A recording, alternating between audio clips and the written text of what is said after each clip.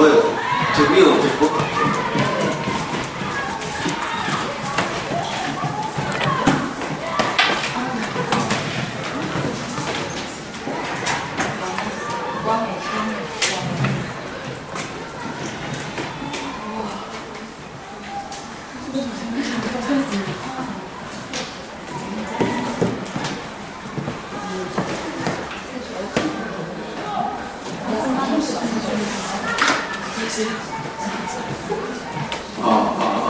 잘 들려요? 오, 진짜 좋네.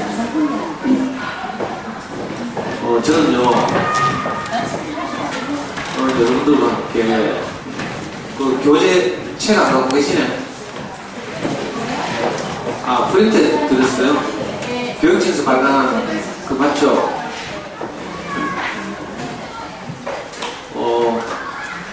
제가 오늘 맡은 주제는 그 교육청에서 발간한 교재 보시면 그 저학년 교재에 그 우리 아이의 평생학습을 위한 학습 회복일 나잡이라는 주제. 실제로 이제 운영하기는 저학년, 5학년 다 오신 거죠. 이게 한 학년에 몇 학급인데요? 네 학급. 예. 방청에서 제가 찾아오니라고 옛날에 저 아양개 건너가지고 뭐 이렇게 빙 이렇게 왔거든요. 오늘은 내비가 저 만촌동 저 뭐죠? 유튜브 어떻게인가? 그 보가도로 그 해서 뭐 이렇게 와보니까 그 시장 앞에 방청치과라고 하나요? 거기 방청치과 사모님 옛날에 저 강의를 들었던 분이라가지고 위에 그 치과 치료하라고 한 게 그 더 오래전에는 15년쯤 전인가? 지금도 여기 있는 거 보는데 방촌신경외과라고 지금 있어요? 없어요. 옛날에 한 15년쯤 전인가 우리 형이 방촌신경외과라고 있었어요. 그래가지고 저희는 낯선 분은 아니에요. 저는 저 달서구 살거든요. 오늘 그 여러분들에게 이 주제를 말씀드린 저는 그 특별한 저 보여요 근데? PPT 화면이 너무 저 멀리 있어가지고 보여요? 여기 이거 본다고요? 제가 이제 이렇게 해야 돼요. 그 저는 뭐 교육과 관련된 특별한 전공을 한 건 아니고요.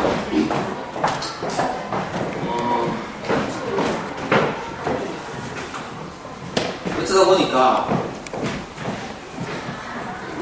저는 우리 아이가 4살 때쯤인가 우리 와이프가 애 키우는 게 좀 답답해 보여가지고 우리 와이프 좀 일찍 가는 내가 애 한번 키워볼게 이렇게 해가지고 4살 때부터 우리 애를 제가 데리고 제가 애를 직접 키웠죠. 그 애가 지금 자라가지고 지금 25. 서울에서 고대학 4학년 다니고 있습니다. 그러니까 보통 학부 영양과 연수하러 오시는 선생님들 보면 초등학교에서 오랫동안 재직하셨던 은퇴한 교장선생님 모시거나 아니면 뭐 교육 관련 각종 전공을 가지신 전문가들 오시는데 저는 안타깝게도 전문가는 아니고요. 그 엄마를 보니까 제가 어릴 때 저는 그래서 우리 아이들 어린이집, 유치원, 뭐 초등학교 제가 직접 보내고 받고 그 유치원 보낼 때 보니까 엄마들이 애들 이렇게 유치원 처음엔 밑에 내려와서 기다렸다가 차 태워 보내줘요. 보내고 나면 누구만 남아요? 엄마들만 남죠. 그럼 엄마들이 보통 남은 엄마들끼리 눈 맞추더라고. 그래서 언니 우리 집 와서 커피나 할래요? 그래서 그러니까 안면 트고 먼저 큰애 키우는 엄마 언니 있으면 조언도 받고 이러면서 이제 정보를 주고받고 아이를 키우대요. 근데 저도 똑같이 아이를 어린이집하고 유치원 보냈는데 차 태워 보내고 나면 아무도 저보고는 한잔 안 가더라고. 그래가지고 저는 참 외롭게 아이를 키웠어요. 근데 보통 엄마들이 이제 자녀의 정보를 이제 주고받는 하는 첫 번째 루트가 그런 거죠. 아이들 어린이집에 유치원 보내면서 사귀고 또 초등학교 1학년 들어와서 학부모 총회하면서 전화번호 따고 이래가지고 이제 엄마들 그 관계망을 형성하고 그걸 통해서 정보를 이제 유통하고 이러죠. 저는 오늘 이제 여러분들보다 문제 아이를 키운 선배 언니가 아니고 동네 오빠 같은 마음으로 이제 그렇게 여러분들하고 왔습니다. 저는 그래서 이제 동네 언니한테 물어볼 대상이 없어가지고 할 수 없이 이제 시내 서점 대형 서점 나가지고요. 지금 시내 나가면 이제 교보도가 있고 용품 알라딘 서울에서 대형 매장이 내려와 있지만 제가 아이를 키울 때는 이제 대형 매장이 없었거든요. 대구에서 제일 큰 서점이 제일서점이거든요. 제일서점 육아과로 가가지고 거의 국내에서 말하는 거의 모든 육아서점을 확천대 읽으면서 이제 아이 키우기에 대한 제 생각을 이제 세워나가기 시작했죠. 근데 제일 처음 이렇게 느끼게 하면 여러 다양한 이제 아이들 키우는 그 경험이나 육아서적인 내용들이 쭉 있다 보니까 수많은 책을 있다 보니까 공통점이 하나 딱 잡히대요. 그게 뭐였는가 하면 아이가 공부를 잘하려면 책을 좋아해야 된다. 딱 이게 하나. 그래서 우리 아이 4살 때부터 제가 어린이 전문 서점에 데리고 다니면서 일주일에 한 번, 바빠도 보름에 한 번씩은 꼭 제가 아이 손을 잡고 어린이 서점에 가서 좋은 어린이책을 사서 읽히고 이렇게 하면서 아이를 키웠어요. 요즘은 엄마들께서 어린이 서점 하면 전집 할인 매장 이걸 어린이 전문 서점 이렇게 요즘 간판을 붙이고 이렇습니다. 제가 아이를 키울 때는 그렇지 않았거든요. 전집 할인 매장은 어린이 서점으로 취급도 안 하고 정말 정성을 들여서 만든 좋은 단행본 어린이책을 하는 전문 서점이 대구에 3군데, 4군데 이렇게 있었어요. 전국적으로 한 80군데밖에 없었어요. 마침 제가 사는 지역에 대구에서 가장 오래된 어린이 전문 서점 포셔우치라는 어린이 전문 서점이 있어서 저는 우리 아이 4살 때부터 계속 그 서점을 이제 다니면서 아이 키우는데 큰 도움을 받고 또 아이 아이도 좋은 어린이책을 늘 접하게 하는 그러다가 그것이 이제 계기가 돼가지고 우리 아이가 중학교 2학년쯤 되니까 그 서점 주인이 저보고 그 서점은 엄마들 대상으로 강의를 좀 해달라는 거예요. 그러니까 그동안 받은 도움이 크기 때문에 제가 감사하는 마음으로 이제 강의를 했는데 의외로 엄마들이 좋아해가지고 국박이라고 있죠. 국박이 매주 나가서 지금도 매주 금요일 12년째 지금 그 어린이 서점에 가서 제가 매주 금요일 11시만 되면 자녀 교육에 관한 다양한 주제들을 가지고 어머니들께 무료 강의를 하고 있습니다.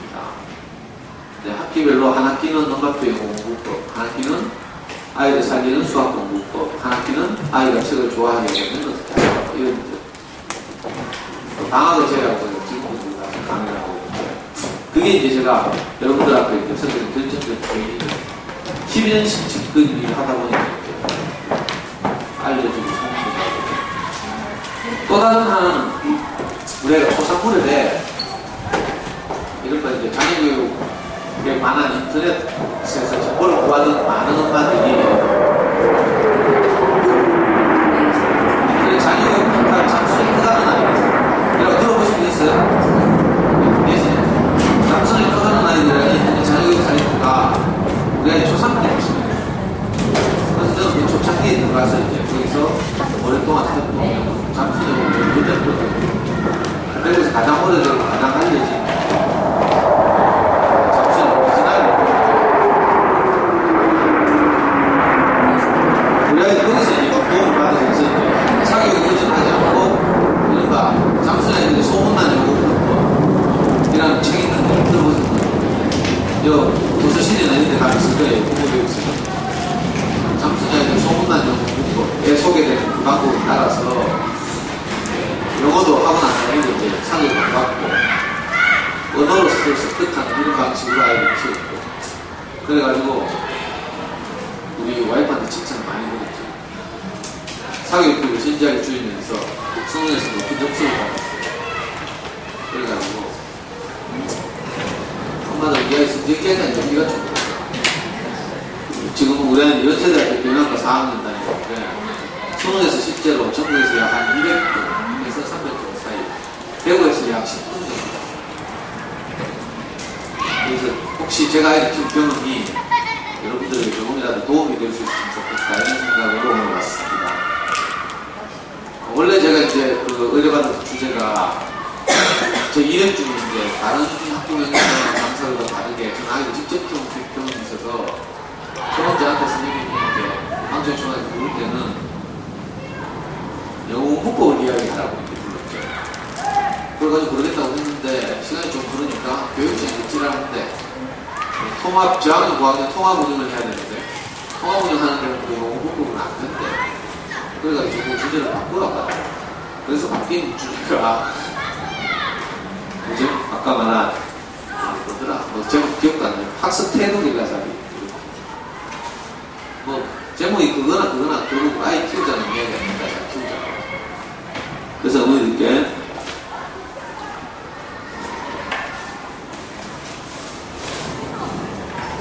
이 사람 누군지 알겠어요? 알아요? 예. 우사인 볼트죠. 세계적인 육상 선수 단거리 마라톤은 아니고 단거리 스프린트라고 해요. 스프린트 단거리 경기 중인가. 잘 뛰게 생겼죠? 이 사람은 알겠어요? 뭐 하는 사람이에요? 마라토너죠? 잘 뛰게 생겼어요? 못 뛰게 생겼죠?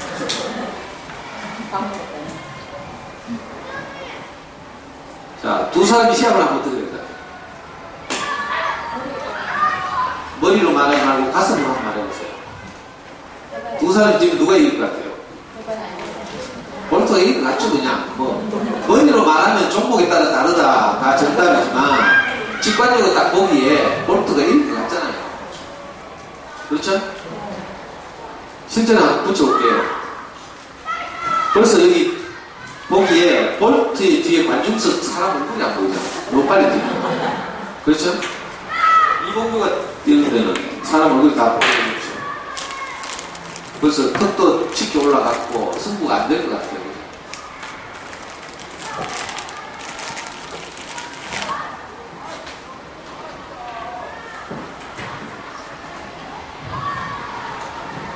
그리고 제가 이봉주 선수가 동영상을 준비하는데 여기서 실행이 안 되네요. 슬프네요.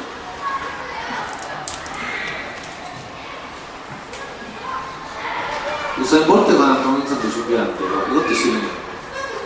하여튼 제가 말씀드리고자 하는 핵심 주제는 뭔가 하면 볼트가 대구에 와가지고 2011년도에 세계 육상 선수권 대회를 했어요. 저거 시지에 있는 월드컵 스타디움에서 그때 큰 사건이 있었죠. 오늘 기억하시는 거예요. 볼트 어떻게 됐어요? 10개월 했어요. 왜 10개월 했죠? 네? 먼저 출발했어요. 좀 고상하게 이야기해봐요. 부정 출발. 그래서 10개월 했어요. 10개월. 저 세계적인 육상 선수예요. 그 후에도 올림픽에서 런던 올림픽에서 우승하고 뭐 하여튼 그런 선수인데 그만 출발 부정을 저질렀어요. 왜 그래요? 네? 긴장해가지고요. 그래. 긴장해가지고 그렇죠. 단거리 경기니까 백민턴은요 짧으니까 어떻게 해야 돼요?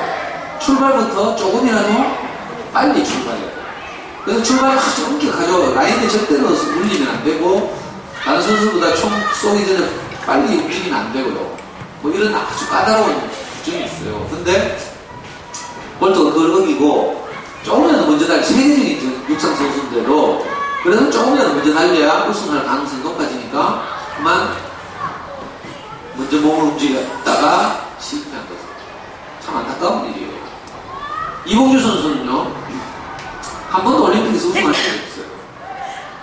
근데 우리가 생각하기에 국민 마라톤은 이봉주 선수의 큰 장점이 뭔가 하면요 자기 또래 마라톤 황영조는 1992년에 이미 바르셀로나 올림픽에서 우승한 적이 있어요. 근데 이봉주는 올림픽에서 우승 한 번도 못했어요. 물론 다른 세계 선수대회 이런 데서 몇 번, 7번, 8번 우승했지만 그러나 이봉주의 가장 큰 장점은 뭔가 하면 세계적인 마라토너들의 평균 마라톤 풀코스 완주 경험이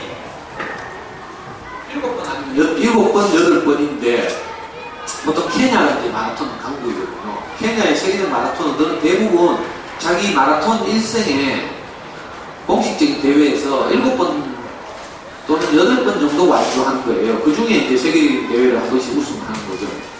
근데 이봉주 선수는 마라톤 완주 횟수만 34회인가? 35회인가요?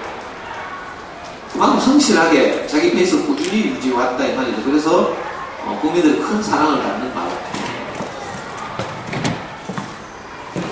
근데 보면 방금 제가 이렇게 좀 이렇게 터무니없는 경쟁을 시켰잖아요. 왜 이런 제가 이 동영상 가지고 왔는가 하면 우리가 아이를 키우는 일을 많은 부분 어머니들께서 어떻게 생각해요? 머리로는 마라톤 같은 긴 레이스라는 것을 알지만 현실적으로는 단거리 경주하듯이 아이를 키우는 거예요. 그래서 옆집에 편내가 어떻게 하는가에 너무 큰 영향을 받고 옆집 놀아갔다 우리 집 안 하는 거 뭐 하고 있어. 눈높이 한자를 한다 이런 거. 다음 바로 집에 돌아오면 생각보다 하는 순간 내가 불안이 없어요. 그래서 애 불러가지고 야 앞집에 누구는 눈높이 한자하는데 내 왜 생각하면서 자 생각 니는 왜 생각하면서 말을 묻고 있는데 눈빛은 애가 선택할 여지가 없도록 딱 하고 그러니까 또 이렇게 옆집 애가 받아쓰기를 하는데 막 완벽하게 해. 우리는 어때요? 불안해 죽겠죠? 또 옆집 애가 막 초상학년밖에 안 되는 듯이 벌써 구구단 막 배우고 있어. 그냥 우리는 벌써 뒤처진 거 아니까 이런 불안감이 막 엄습해요. 전부 엄마들이 사실은 본능적으로 단거리 쳐는 거예요. 그래서 제가 볼트하고 자가 뛰면 누가 이기겠냐고 직관적으로 대답을 하고 흔들어요. 우리가 아이를 키우다 보면 머리로는 이건 긴 레이스다 이걸 알지만 현실적으로는 그런 생각이 안 들고 당장 옆집에 편내가 어떻게 하는지 중간고사 안 치고 나면 같은 받은 전화 때리죠. 너왜 몇 개 줘? 이래가지고 전화 걸기 전에만 해도 우리 애가 3개밖에 안 틀렸어. 아주 잘했다 이 생각이 들었는데 그만 괜히 전화해가지고 자랑하려고 전화했다가 우리 집 몇 개 돈이 하면 우리 집 500 맞았대. 그럼 어떻게 돼요? 갑자기 막 우리 애 잘했다고 생각해도 그 마음은 어디 가는 것도 없고 내 다리가 풀리면서 그 자리에서 그냥 침대로 쓰러지죠. 저도 이런 경험이 있어요.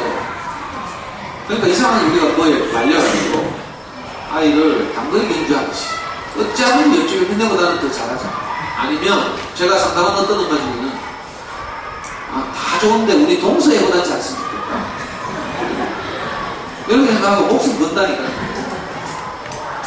단거리 경주처럼 생각하면 어떻게 돼요? 출발부터 중요해지죠. 출발 연습 맨날 해야 되는 거라. 그래서 초등학교 저학년 때부터 엄마들이 아이들 출발 연습을 시킵니다. 옆집에보다 빨리 뛰어야 돼요. 그 다음 어떻게 돼요? 다 오버하게 있어요. 이 단거리가 아니고 마라톤이니까 마라톤 같으면요 긴 레이스죠. 짧게 보더라도 대학 입시 때까지. 그죠? 그리고 마라톤을 하다 보면 우리나라 국가대표 마라토너들이 보통 세계대회 출전하는 3명이 가요. 3명. 가장 기록이 좋은 사람 3명이 가는데 보통 보면 이제 국가대표급 이제 우승 후보가 하나 있고 그 다음에 신예 유망주가 있어요. 근데 이도 저도 아닌 애매모호한 선수가 있죠. 이 선수는 주로 어떤 역할을 하는가 하면 케냐나 다른 마라톤 강국의 우승 후보들을 견제하고 교란시키는 역할을 해요. 이걸 마라톤 용어로 뭐라고 해요? 몰라요? 페이스메이커라고 하죠. 몇 년 전에 영화도 나왔는데 페이스메이커 다른 사람들의 페이스를 흐트러뜨리는 역할을 해요. 그래서 마라톤 중계만 다는 걸 보면 10km나 15km 입점 돼가지고 미리 치고 나가는 선수도 있어. 그러니까 막 화면을 봤죠. 왜? 화면은 선두를 중심으로 이렇게 중계를 하고 그 다음에 우승 후보들이 모여있는 레이스 군을 또 조명하고 이러거든요. 그 오버해가지고 막 뛰다 보면 어떻게 돼요? 나중에 20km 좀 지나가다 보면 처음에 초반에 화면이 잡히는데 어디 갈 게 없어. 무리한 거죠. 이걸 보고 오버 페이스라고 해요. 그러니까 마라톤은 항상 자기 페이스를 유지하는 게 아주 중요해요. 완주를 한다면. 그리고 전력을 다해서 뛰는 시기가 정해져 있는데 이 시기를 스퍼트 지점이라고 부르죠. 마라톤은 스퍼트 지점. 전력을 다해서 승부를 내는 그 지점을 마라톤에서 35km쯤이라고 해요.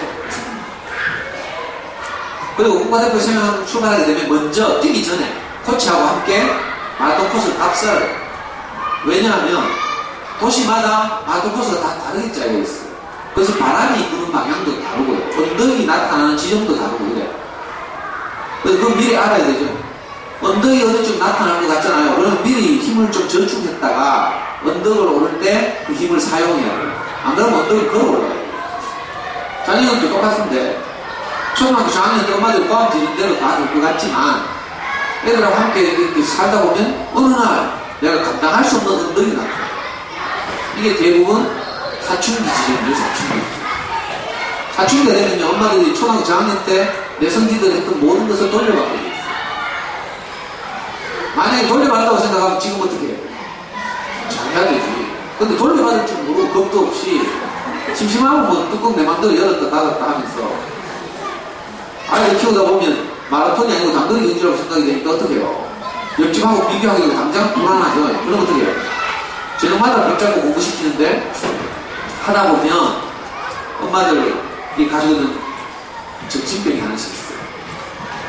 충동 조절을 잘해요. 특히 소금 같은 거 시키다가 뚜껑 잘 열리더라고요. 처음에는 애를 돕겠다고 좋은 마음으로 시작했어.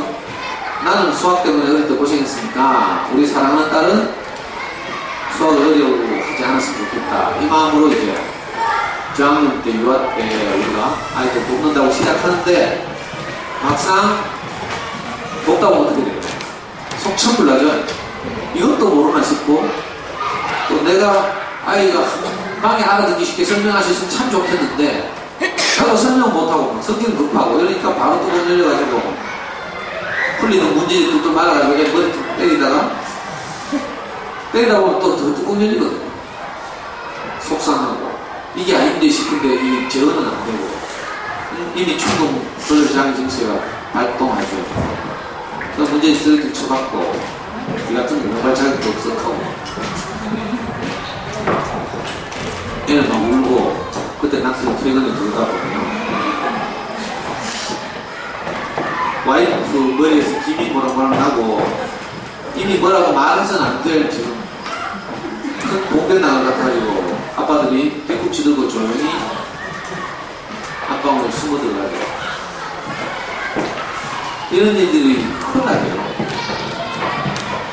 왜 그런가 하면 머리로는 분명히 이게 아닌데 마라톤인데 길게 해야 되는데 하면서 사실 뛰는 거 옆집에 몇 년들이 다 100m 달리기 하듯이 뛰고 있어.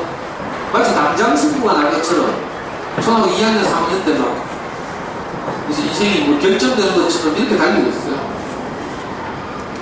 그 나라 대부분 실패하죠. 실패. 우사인 볼트가 실격한 출발 무정지에 실격하듯이 초등학교 3학년 때는 이제 애들이 다 수학 싫어. 그죠? 책 읽기 싫어. 그래서 이미 출발 때부터 너무 빨리 뛰어가지고 마라톤이 재미있기는커녕 이상하게 이렇게 보이거든요. 실제로 해보면 아이들 이렇게 보면 공부를 진짜 좋아하는 아이들은 초등학교, 중학교, 고등학교 2학년 겨울방학 때 스퍼트예요. 공부를 대충 하는 애들은 고3, 3월달에 이제 괜찮기 시작해요. 그게 스퍼트지, 스퍼트. 근데 대부분 우리 초등 시절에 초등 2학년 때 스포트 한다니까. 그러다가 다 종이 탈락, 실패, 이런 문제가 많아요.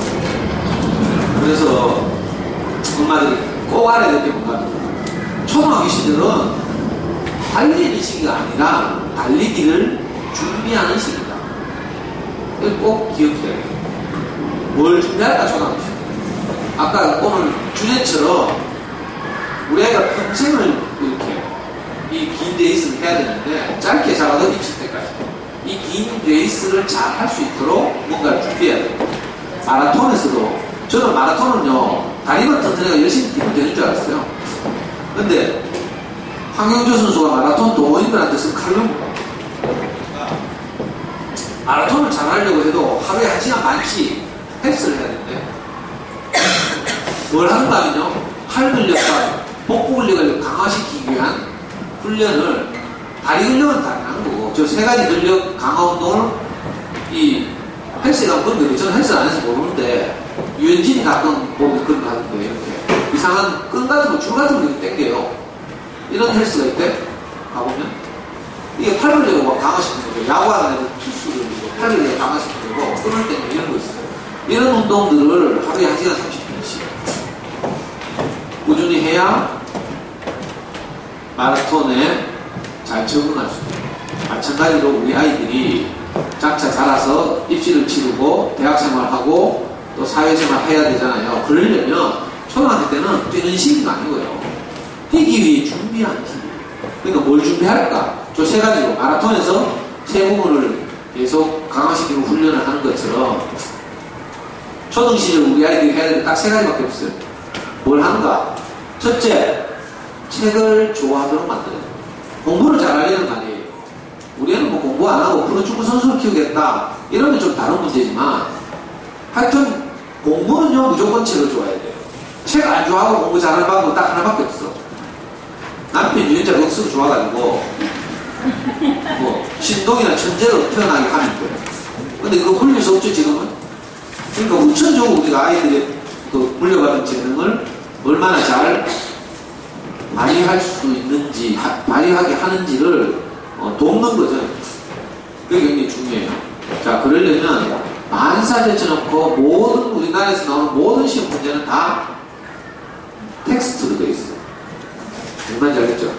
자, 물론 수능에서 언어는 듣기도 있어.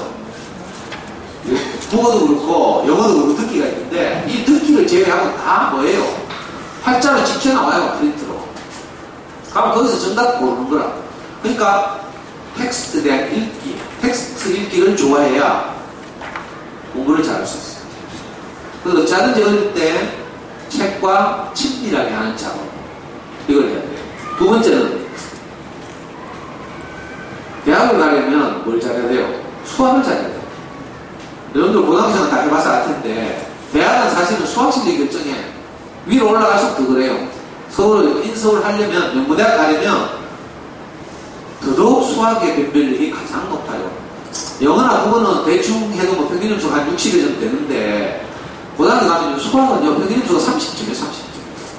중학교 때가 다 멀쩡한 애들이 다 하고 다니면서 선행학습하고 이랬는데 고등학교 가서 모의고사를 치고 수능을 치면 평균이 물론 이과는 조금 더 높죠. 35점에서 40점. 문과는 28점에서 32점. 이 사이가 왔다 갔다 해요. 그러니까 수학에서 변별력이 가장 크다. 그러니까 아이들이 장기적으로 수학을 잘할 수 있도록 도와야 돼요. 근데 대부분 엄마들이 초등학교 4학년 때 수학이 질리게 만들죠. 연산, 시간 빨리 시키다가 눈높이 수학, 아니면 뭐 구몬 수학, 기저귀 계산법 이런 거 뭐 요즘 또 초시계까지 내려가면서 친절하게 그런 학생들 있죠. 초시계 내려가면서 이거 뭐 같아요? 전형적으로 100m 달리는 거라. 물론 마라톤도 뭐 시간을 재지만 그렇게 막 초 막 올라가지고 막 이렇게 돌아가기 막 10초 프레임 켜고 뭐 이렇게 안 되죠. 그러니까 저학년 때 아이들이 수학을 재미있게 느끼도록 해야 되는데 대부분 당근이 경주처럼 하루에 뭐 여러 바닥씩 똑같은 문제 뭐 받아 올리는 두 자릿수 덧셈 이런 거 생각 빠지게 시키니까 애들이 찔려가지고 수학 다 싫어. 구구단 원리도 가르치지 않은 채 구구단 무조건 외우게 하니까 미치고 환장하고 펄쩍 뛰는 거죠. 우리 국민의 5%가 구구단 외우다가 수학에서 탈락해요. 애들이 어릴 때 보면 성장이 다 다른데 알아요? 똑같은 학교 초등학교 들어왔어요. 그렇다고 해도 똑같은 결과를 보이는 게 아니거든요. 근데 엄마는 그걸 못 견딘다? 아이들마다 성장의 그 결정적 시기가 달라. 키가 크는 거 보면요. 어떤 애들은 초등학교 고학년 되면 막 키가 촥촥촥 자라. 그래 덩치도 좋아지고요. 그래서 막 학교에서 막 짱하고 이러죠. 얘들은 근데 영원히 짱하는 줄 알아요? 중고등학교를 겹치면서 역전돼. 어떤 애들은요, 중학교 가서 키가 막 자란다고 했어요. 근데 초등학교 때 지가 제일 키 크고 힘 좋았다고 그 옛날에 화려했던 그걸 믿고 중고등학교 때 계속 하다가 역전돼가 10%만 좀 남자애들 세계가 그래요. 왜 어떤 애들은 중학교 2학년 때는 갑자기 막 키가 쫙 커. 그런 경우. 신체적으로만 그런 게 아니에요. 우리 아이들의 인지 능력의 발달도 마찬가지입니다. 저학년 2학년 때 똑같은 발달을 보이는 게 아니고요. 어떤 아이는 초등학교 저학년 때 빠릿빠릿하게 막 연산을 잘하고 잘 받아들이는 이런 애들이 있어. 그죠? 근데 어떤 애들은요, 이게 느트인다니까. 5학년, 6학년 돼야 이제 겨우 막 도트가고 그런 애들이 있어요. 우리 아이를 보면, 우리 아이는 문과 출신인데, 백화점 가서 물건 사오잖아요. 생일에서 물건 주문해. 가면 계산서 오죠. 그럼 저녁마다 집안에서 연산하고 있어. 근데 한 문제도 안 틀려요. 자기가 사고 결제한 걸 다 계산해내고 생일에서 나온 계산서하고 던지고 더 비싸게 청구했으면 환불해야 되잖아. 여러분도 그렇죠. 시장 갔다 오고 뭐 코스트코 갔다 오고 이러면 계산 잘 하죠. 못해요? 큰일 났다. 잘한다 해요. 시간이 흐르면 연산 다 잘하게 돼요, 사실. 근데 초등학교 2학년 때 다 잘하는가? 그렇지 않다고. 성장이 다 다르다. 그래서 어떤 아이들은 2학년이지만 3학년 성취 수준을 보이기도 하고, 어떤 아이는 2학년이지만 1학년 성취 수준을 보이기도 해요. 근데 1학년 성취 수준을 보이는 애들을 옆집에 3학년 성취 수준을 보이는 애처럼 만들려고 합니다. 또 동네 언니들이 또 거기다 또 교실을 내린다? 말 잘 들을 때 더 돌려야 돼. 뭐 이렇게 하고 있어요. 나중에 사춘기 되면 우리 애 큰애 보니까 중학교 2학년 때가 절대 말 안 듣더라. 초등학교 때 말 잘 들을 때 돌려 이렇게 한다. 안 그래도 힘들어하는 애들 더 돌려가지고 어떡하죠? 고무줄요. 안 그래도 탄력 없는 고무줄 더 땡기면 어떻게 돼요? 완전히 탄력을 잃어요. 끊어져 버리죠. 아이들도 똑같은데 기다려주면 좀 잘할 텐데 잘하기 전에 너무 땡겨가지고 아예 공부 탄력성을 잃어버리게 만들어요. 아주 조심해야 돼요. 영어는 또 그리고 이게 뭐 영어는 언어이기 때문에 우리가 한국말 배우듯이 그렇게 언어로서 받아들이면 굉장히 쉬워요. 근데 이걸 영어를 언어로서 받아들이는 게 아니라 한 과목으로서 학습하죠. 듣기, 읽기, 쓰기, 말하기를 골고루 새가 빠지게 학습한다. 우리 옛날에 할 때는 듣기, 읽기, 쓰기, 말하기 안 하고요. 문법, 독해, 회화, 장문 이렇게 불렀어요. 요즘 좀 세련됐죠. 듣기, 읽기, 쓰기, 말하기 이렇게 하니까 뭔가 좀 달라진 것 같아. 근데 한국은 똑같아. 새가 빠르게 학원 다니면서 뭐 아니면 공부방 다니면서 하고 외국인 나타나면 다 도망가고 이런 이상한 일이 벌어졌어요. 그 영어는 어떻게 해야 돼요? 언어로서 받아들이는 작업을 해야 돼요. 영어 환경에 노출시켜서 적당한 시기에 초등 뭐 고학년 때 영어 DVD를 보여주고 영어 소리를 듣게 하고 이렇게 영어 환경을 만들어줘서 영어가 우리말처럼 아이들 안으로 들어오게 만들어요. 그러면 새가 빠지게 뭐 단어 외우고 지랄 안 해도 돼요. 영어를 아주 쉽게 할 수 있어요. 이 세 가지가 우리 아이들의 평생을 사실 결정하는 학습 태도예요. 학습 태도하면 책상에 바로 앉고 뭐 정해진 시간 뛰가 공부하고 이게 아니고요. 그런데 대한민국에 없어요. 정해진 시간 뛰가 가지고 지 공부하는 놈 엄마들 있다고 생각하죠? 없어요. 우리 애는 소문난 애예요. 잠수는 커가는 아이들에서도 유명한 애고 제가 달성구 남구 일대에서 이 짓을 수십 년, 십몇 년 했잖아요. 그러니까 우리 애는 소위 말하는 엄친아지 엄친아. 근데 지금 25살 되도록 한 번도 자발적으로 책상에 가서 뛰가 공부한 적이 없어. 어디 생각해요? 어떤 집은 그렇게 할 것 같지? 전혀 그런 일 없어요. 10만 명이 한 명 있을까 말까. 한 학년의 수험 점수가 전국에 55만에서 60만. 근데 10만 명이 한 명 하면 전국 5등이잖아. 정해진 시간 뛰가가 지하에 하는 건 10만 명이 한 명 있을까 말까 하고 공부 좋다 하고 재밌다 하는 거. 없어요. 혹시 여러분들 중에 있다면 그건 길들여진 거라. 좋아하는 게 아니고 엄마가 겁나가지고. 근데 엄마들은 지 겁나가 하는 줄 모르고 우리 애는 스스로 하던데 이렇게 하고 있다. 길들인 거죠, 길들인. 그러니까 마음을 편하게 가지고 초등학교 시절은 뭐 하는 시기다? 마라톤을 뛰기 위해서 체력을 기르는 시기다. 체력 기른다고 달리기 시키는 얘기가 아니고 학습의 기초가 되는 체력. 그게 크게 요약하면 세 가지예요. 책을 좋아하게 만드는 것, 그죠? 아이를 살리는 방식의 수학 공부, 그리고 습득하는 영어. 요 세 가지. 자, 방금 제가 말씀드린 이 외에 나머지는 안 해도 돼요. 집에 돈이 남아돌면 하고. 나한테 물어보면 뭐 다 대답해 드릴게요. 장원 한자? 유수생 영어? 다 하실 게 없어요. 미안하지만 해보면 알아.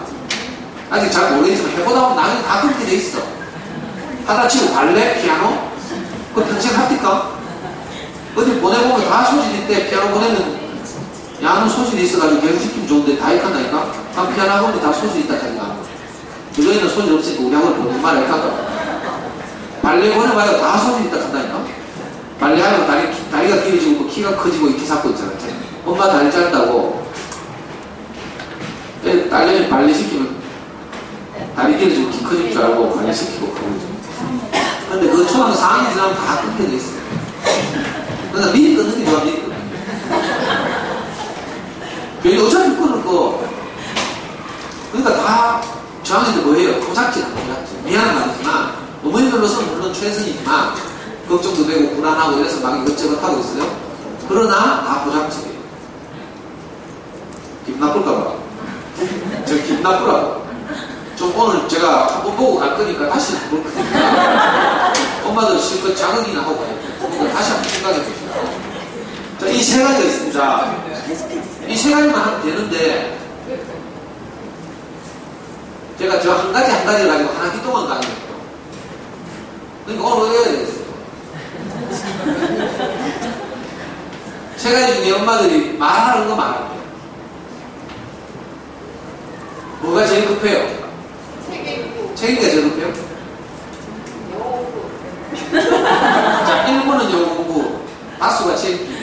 할 수 없게 가면 책임을 가지고. 왜냐하면 사실은요, 아이의 평생을 좌우하는 것이 책임기예요.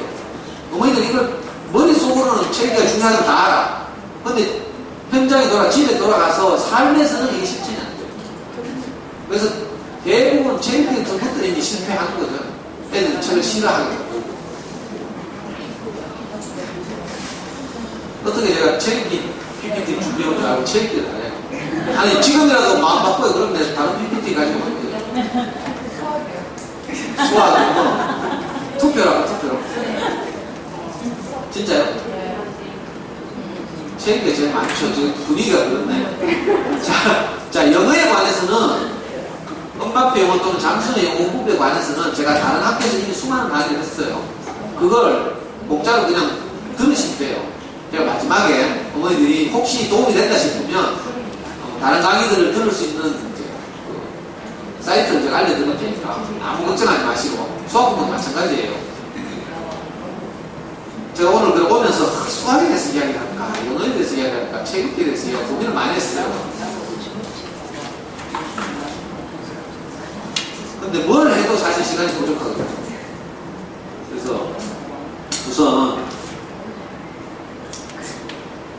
아까도 말씀드렸지만 아이들이 학습 영역에 있어서 가장 좋은 것이 뭔가 하면 유전자가 좋은 거죠.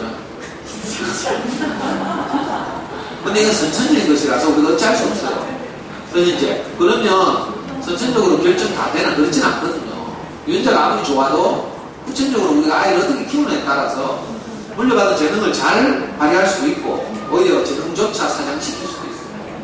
그렇기 때문에 후천적으로 우리가 최선을 다해서 아이가 받은 재능을 잘 발휘할 수 있도록 돕는 거죠. 그 가장 좋은 후천적인 방법이 아이가 책을 좋아하게 합니다. 왜냐하면 책 읽기가 아이들의 뇌에 많은 영향을 미치거든요. 전문적으로 말하면 저런 요소들이 자라요. 책을 읽으면 저절로 당연히 이해력이 자라고 이해력이 이제 시험용에서 독해력 이렇게 보죠. 지문을 읽고 이해하는 능력 이게 독해력이에요. 또 상상력도 자라요. 창의력이 동화책들 자꾸 읽고 이러다 보면 상상력, 창의력이 자라요. 공부하는데 아주 중요한 스키마라고 하죠. 배경 지식, 선지식 이렇게 부르는데 아이들이 예를 들어서 초등학교 들어와서 선생님의 수업을 받아들이는 정도가 아이들마다 다 달라요. 왜 다른가 하면요. 저는 이게 지능 때문이라고 생각했어. 한 30년 전만 해도 아이의 학습 지능이 달라서 받아들이는 정도가 다르다 이렇게 생각했어요. 근데 이제 학자들이 자꾸 연구하고 이래 보니까 그게 아니에요. 지능 때문이 아니라 그 아이가 그 수업을 듣기 전까지의 학습 이력, 배경 지식이라고 그래요. 이걸 영어로 스키마래요. 선지식, 배경 지식. 어떤 수업을 듣기 전까지 그 아이가 경험한 모든 것들이죠. 거기에 따라서 듣고 이해하는 정도가 다른 거죠. 여러분들이 재강이 듣는 정도 같아요. 자, 잠수의 용국법 책이라도 읽었다. 그럼 제가 하는 말을 훨씬 더 많이 알아요. 예를 들어서 영어 강의라면. 근데 잠수의 용국법 책 한 번도 안 읽었고 돈으로 떼었다. 그럼 내가 하는 말이 무슨 말인지 몰라.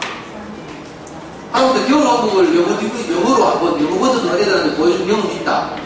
이러면 영어는 언어로 습득하는 것이다. 이게 무슨 말인지 좀 감이 잡히죠. 왜? 애들이 영어판 겨울왕국을 계속 보다 보니까 막 너무 좋아해가지고 통째로 외우고 막 레디고 이거 막 원어민처럼 발음하면서 부르고 막 이러죠.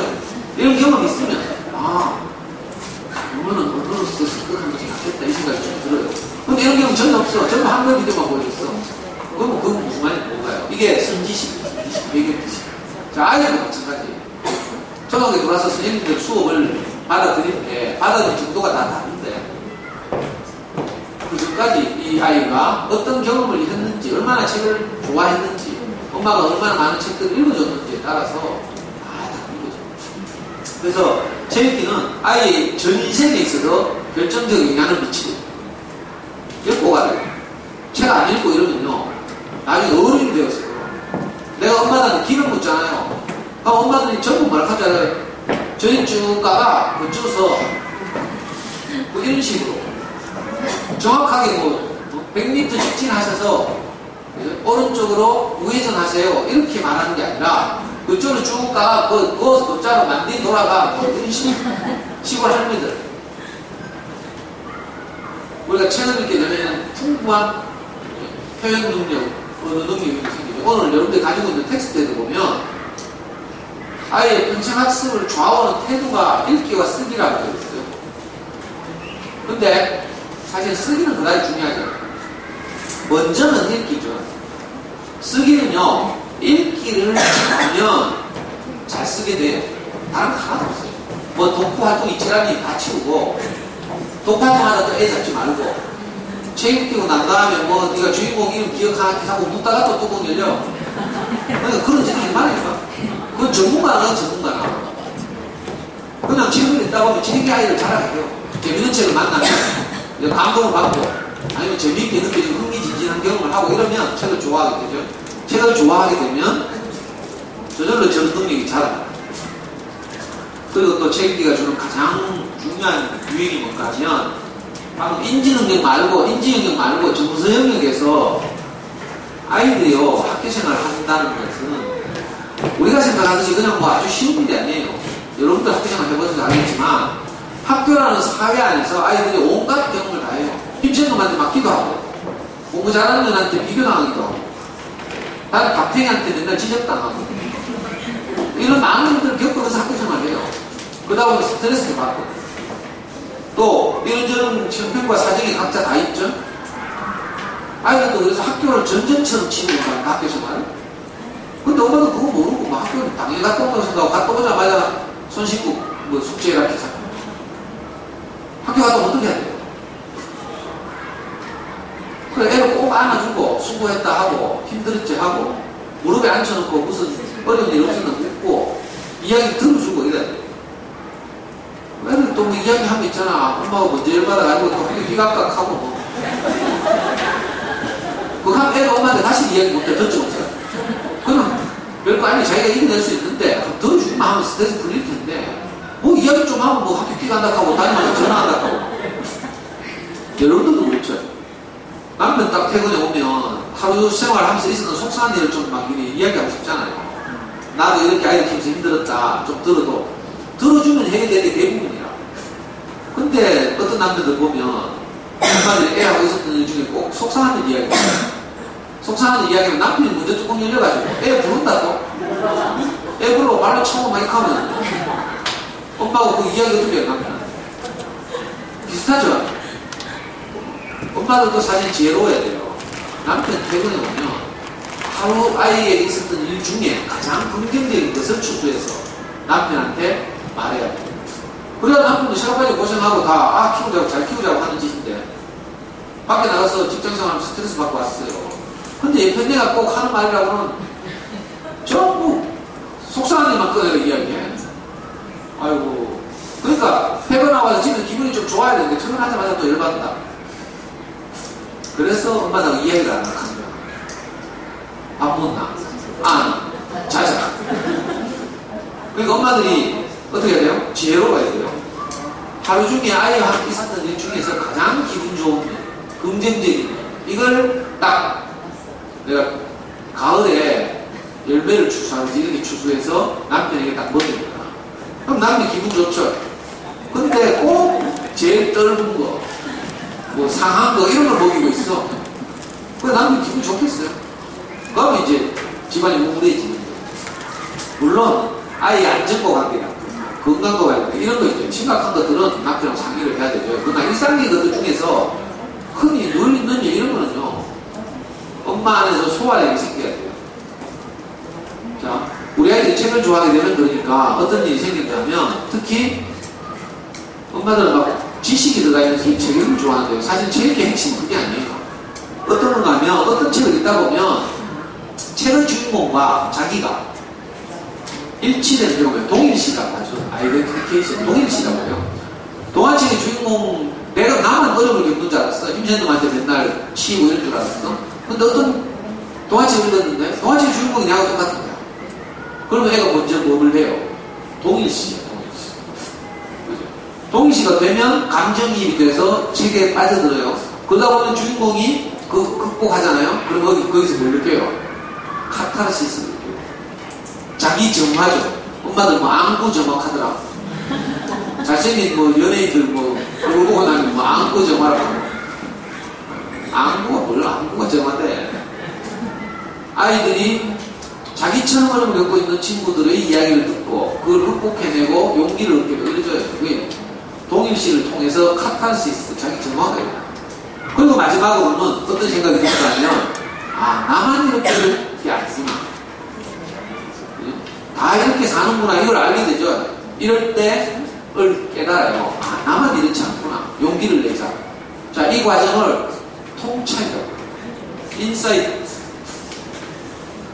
아이들 학교 생활하면서 많은 어려움을 겪는데 좋은 어린이책을 통해서 아이들의 마음을 위로하고 격려하고 스트레스를 해소하고 마침내 용기를 얻게 하는 이런 작업들이 필요한데 이게 제일 필요한 거예요.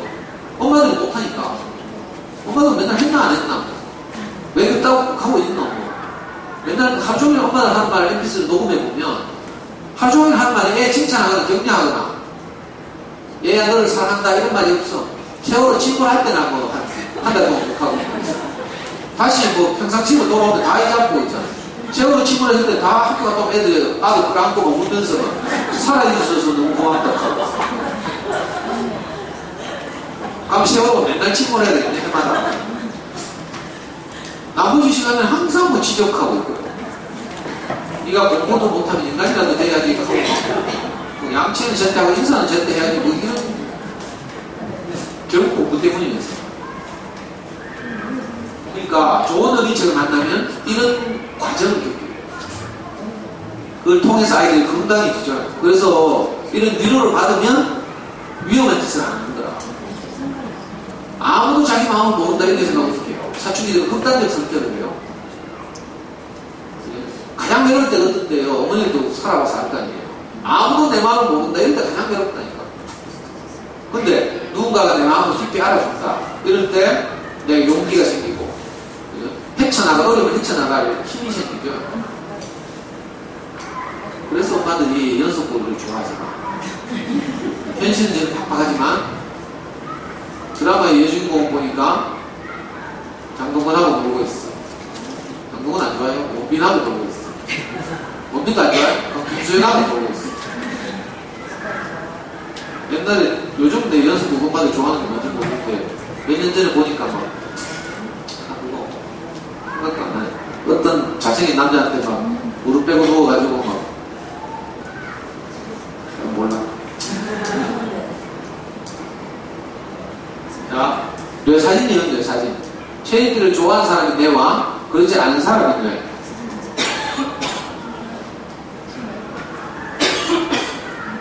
체육기가 아까 선천적으로 지능 이야기 했잖아요. 후천적으로 이렇게 사람의 뇌를 활성화시키는 거야. 체육기를 충분히 한 사람의 뇌는 이렇게 형광으로 칠해놓은 저 부분처럼 이렇게 뇌가 전체적으로 활성화돼요. 근데 체육기를 싫어하고 이러면 어떻게 돼요? 뇌가 별로 발달을 안 해. 뇌와 뇌에서 정보를 저장하는 장치를 세포 뉴런이라고 그래요. 뉴런 세포라고 부르는데 이 뉴런과 뉴런 사이를 회로가 연결을 해야 돼요. 우리 폰이나 컴퓨터 같은 거 보면 기판 있죠. 본체 뜯어보면 기판이 있어요. 휴대폰만 뜯어봐도. 그게 전부 회로에 연결이죠. 뇌와 뇌 사이도 회로로 잘 연결돼야 돼요. 아주 정밀하게. 그러면 그때그때 필요한 정보를 우리 뇌에서 끄집어내죠. 수학 공부할 때 문제를 풀려고 해요. 내가 알고 있는 수학적 지식들이 많은데 이게 연결이 잘 되어 있어야 그때 그 문제를 해결하는데 적합한 정보를 끄집어내요. 근데 이 회로 연결이 잘 안 되어 있으면 적절하면 못 끄집어내는 거야. 그러니까 생각을 오래 해야 돼요. 시간을 질질 끌고 이런 거죠. 그러니까 수학 공부를 잘하려고 해도 사실 또는 영어 공부를 잘하려고 해도 그 아이가 어릴 때 책을 충분히 읽는 훈련 과정이 필요해요.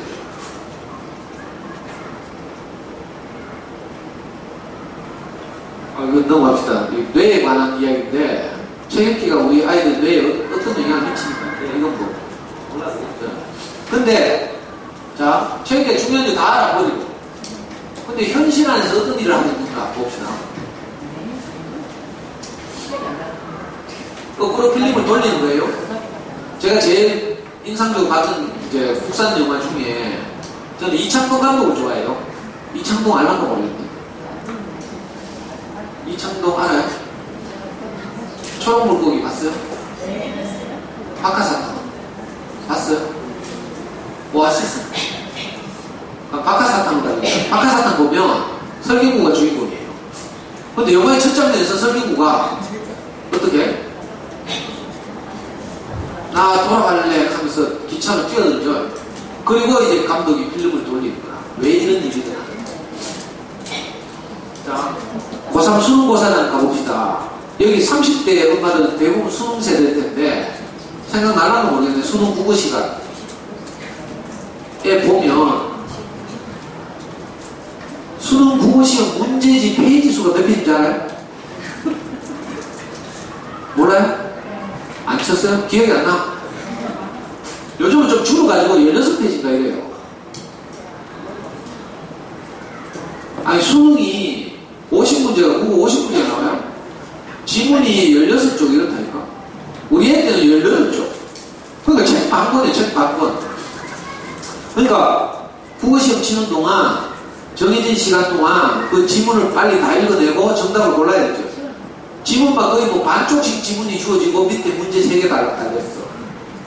그러니까 시간 빨리 읽고 3문제 풀면 또 지문이 반쪽 주어지고 이런 식으로 그렇게 해서 50문제가 출제돼요. 지금 뭔 학교인지 모르겠는데 제 후배 중에 옛날에 경북 기영고 교사 친구가 있어요. 얘가 수능 감독도 갔다 깜짝 놀래가지고 저거에 초등학교 5학년 때 저를 찾아왔어. 형, 내가 오늘 수능 감독도 가보니까 우리 교실에 30명 수험생 중에 국어시험 문제를 끝까지 넘기면서 문제를 푸는 놈이 한 놈도 없더라. 얘가 충격받는 거라. 얘 공대 나가지고 공대 기획과 나가지고 교우 공고 선생 하니까 야도 책 별로 안 좋아해. 근데 지가 감독도 가보니까 큰 충격을 받은 거예요. 수험생 30명 중에 문제집 국어 시험에 더군다나 영어도 아니고 국어에 끝까지 문제집을 넘기면서 끝까지 문제를 푸는 데가 다 없대. 30명. 어떤 교실에 가면 한 명 있어. 대부분은 막 읽고 있는데 조차 한글이니까 다 읽히니까 수학과도 덜고 잘 낀대요. 이게 한글이니까 들고 읽히니까. 근데 이미 다 읽기도 전에 좀 쳐. 그래가지고 이 아빠가 찾아왔어요. 놀래가지고. 자기의 5학년 때. 그래, 바로 그거다. 그래서 어릴 때 책 읽기 습관을 들이는 거 사실 중요하다. 제가 이렇게 조언했어요. 그리고 책도 하나 추천하고. 그전에 아빠가 그 책 바로 사서 보고, 밤새도 보고. 그 다음부터 제가 다니는 어린이 서점에 자기 애를 데리고 매주 월요일만 되면 도시락 싸가지고 퇴근길에 바로 애를 실어가지고 어린이 서점에 다니다. 그래가지고 지금 경대체육교육과다. 벌써 세월이 고등학교 1학년 야자교실 한번 가보겠습니다. 필름을 지금 거꾸로 돌리는 거예요. 고등학교 1학년 야자교실 가보면 야자 시간에 애들이 주로 무슨 공부를 해요? 수학하죠. 수학공부법 이야기할 때 말씀드리겠지만 고등학교 가면요 수학 공부의 양과 난이도가 굉장히 양은 많아지고 난이도는 급등하고 이래요. 그래서 고등학생들은 자기 공부 시간의 70%를 수학 공부해야 돼요.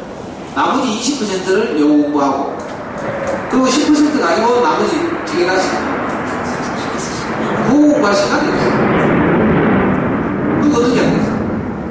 고등학교 1학년 가고 고등학교 들어가가지고는 이미 국어 공부를 따라할 시간이 없어져. 그러니까 수능 고사장 가면 다 못 읽어야 됩니다. 그럼 어떻게 해야 돼요? 그 전에 무슨 작업을 그 전에. 자, 그 전으로 돌아가 봅시다. 중학교 1학년 때 3학년 보면요 책 안 읽죠 애들이. 그래서 엄마들이 답답한 엄마들 어떻게 하잖아요? 책 중요하다면 그래도 어렴풋이 알아. 그런 엄마들은 뭐뭐도 있는 논술학원 실어놔요. 논술학원에도 가면 좋은 책 한 달에 4권은 추천한다더라. 그래가지고 그죠? 또 필름 돌리면요 초등학교 시절에 가면 뭐예요? 이미 사춘기 시작되면 뭐 책도 나가야 되고 어렵고 초등학교 고학년쯤 되는 엄마들이 아이고 책은 좋아해야 된다는데 뭐 우리 애는 책 읽기 습관이 안 돼 있어서 답답해가지고 어떻게 해요? 동네 독서논술 보내거나 아니면 좋은 마음에도 독서논술 없으면 한누리 독서논술이라도 부르거나 이렇게 해서 뭐 하죠. 그게 그 애들 초등학교 저한테 뭐예요? 눈높이 공부하고 이렇게 하고 있어. 안타까운 일이에요. 초등학교 때 절대로 국어와 관련된 문제집 하면 안 돼. 왜 그런지 알아요? 국어 관련된 학습지는 문제집을 한다는 말은 결국 문제 푸는 스킬을 배운다는 말이에요. 근데 초등학교 때는 뭐 해야 된다고요? 마라톤을 뛰는 게 아니라 뛰기 위해서 체력을 기르는 연습을 해야 된다고. 그러니까 체력을 시키면 사실은 초등학교 때까지밖에 없어요. 근데 체력을 읽어야지. 문제 푸는 스킬을 언제 배워요? 나중에 고등학교 가면요 3년 내에 문제 풀고 잡아야겠다니까. 그러니까 스킬을 지금 배울 때가 아니에요. 아 일단 다리부터 튼튼해야지 뭐 나중에 팔 젓는 훈련하지. 다리도 뭐 골아가지고 팔 젓는 연습만 하고 있을 거예요. 저학년 때 근력을 강화시키는 훈련을 해야 돼요. 자 마찬가지로 초등학교 저학년 때는 초등학교 때는 어떻게 해야 돼요? 좋은 어린이 책을 많이 읽어야 돼요. 책을 읽다 보면 책이 우리 아이의 어떤 부분을 잘하게 한다니까. 창의성, 독해력, 이해력, 사고력 이런 걸 잘하게 해야 돼요. 이 뭐 일반적으로 시중에 유행하는 말로 하면 그릇의 크기를 넓히는 작업. 이걸 하는 거죠. 이게 되고 난 다음에 이걸 기초로 해서 문제 푸는 스킬을 배우는 거죠. 문제 푸는 스킬은 고등학교 가면 중간기말 1년에 4번 시험 치죠. 모의고사 1년에 공식적으로 교육청 모의고사 4번 치고요. 사설 모의고사 4번 치고요. 8번 쳐요. 1년에 12번이 시험을 치고 시험 칠 때마다 오답 못해야 돼. 그러니까 고등학교 가면 맨날 문제 풀고 오답 처리하고 해설 읽고 하면서 문제 푸는 스킬을 다 배우게 돼 있어요. 그걸 초등학교 1학년짜리 같은 높이 국어나 뭐 싱크비 국어 불러가지고 지금 문제 풀고 앉았어. 그건 완전히 주객이 전도돼요. 크게 잘못된 거죠. 그 시기마다 할 일이 따로 있어요. 아이가 가진 시간은 제한돼 있고 눈높이 국어 뭐 싱크비 국어가 나빠요? 나쁜 게 아니고요. 책을 시간을 빼앗아가는 거죠. 그러니까 지금은 기초 체력을 튼튼해야 될 시기다. 그러니까 아이의 학습에 있어서 기초 체력은 뭔가 하면 마라톤에서 다리 근력이 가장 중요하죠. 다리 근력, 배 근력, 팔 근력을 동시에 강화시키긴 하지만 그 중에서 가장 중요한 게 다리 근력이죠. 학습 영역에 있어서 책을 좋아하게 하는 것과 영어를 언어로서 습득하는 것, 아이를 살리는 수학 공부 이 세 가지는 다 중요하지만 그러나 마라톤을 말하면 책 읽기가 마치 다리 근력을 강화시키는 작업입니다. 그래서 어쩌든지 아이가 책 읽는 맛을 경험하게 하고 이게 중요해요. 그러니까 저학년 때 문제집 사서 풀리거나 학습지 하나 이런 거 하지 말고 학교 도서실을 최대한 활용해서 어떤 분은 그런 놈가 있어요. 애들을 전학을 3번 시키는 거야. 왜 이렇게 했더니 전학한 학교마다 그 학교 있는 도서에 있는 책을 다 읽는 거라. 애들하고 다 빌려가지고. 그리고 더 이상 읽는 책이 없으면 전학을 했어. 실제로 그런 거 있어요. 그렇게는 못할지라도 학교 도시에 있는 책들을 충분히 활용할 수 있죠. 여기 또 구립도서 이런 거 없는 걸라. 있어요? 와, 좋아졌다. 이게 동구죠, 동구. 도서관을 최대한 하려고 학교 도서관들 옛날 같잖아요. 옛날에 좋은 음식이 뭔지도 몰라가지고 집에 책 한 권씩 가져오라고 하면 우리가 제일 버리고 싶은 책을 학교 보냈잖아요. 학교 도서실이 쓰레기통이지 이게 도서실이 아니었다니까. 요즘은 이제 선생님들 젊어지고 인식도 많이 발전하고 또 사서 있는 학교도 있고요. 전지 말고 좋은 원리책을 많이 갖다 놨어요. 다른 것들은. 출판사만 딱 봐도 이게 좋은 책인지 아닌지 딱 구분되게 됐어요. 그리고 책을 딱 쳐다볼 때 표지가 딱 보면요. 그래. 초등학교 4학년 때 학습지 하죠? 다 이런 집에서 유학들은 뭐예요? 전집 사다 제거라 가구처럼 도배하는 거죠. 교원 공진, 몬테소리 프로그램, 4대 전집전. 또 유학 때 엄마들 불안감을 자극해가지고 몇 세대까지 요전집 안 사는 너희 큰일 난다 하면서 막 협박하죠. 그러니까 순진해가지고 뭐 0세 때부터 2세 때까지 무슨 전집 뭐 2세, 3세는 자유관찰, 3세는 4세는 뭐 지랄하고 있다. 그걸 책이라고 사다 놓고 또 요즘도 친절한 전집 뒤에는 책 다 읽고 나면 문제를 또 몇 문제 달아놨다? 그게 책이에요? 문제집이에요? 그 문제집이라 책이 아니라고 그래서 완전히 싸구려. 아, 세상에 책에다 뒤에다 문제를 달아놓고 주인공 뭐 했는지 뭐 이런 거 뭐. 아이고, 씨. 그까지 애들 책이 싫어. 엄마들 맨날 확인하고 있으니까.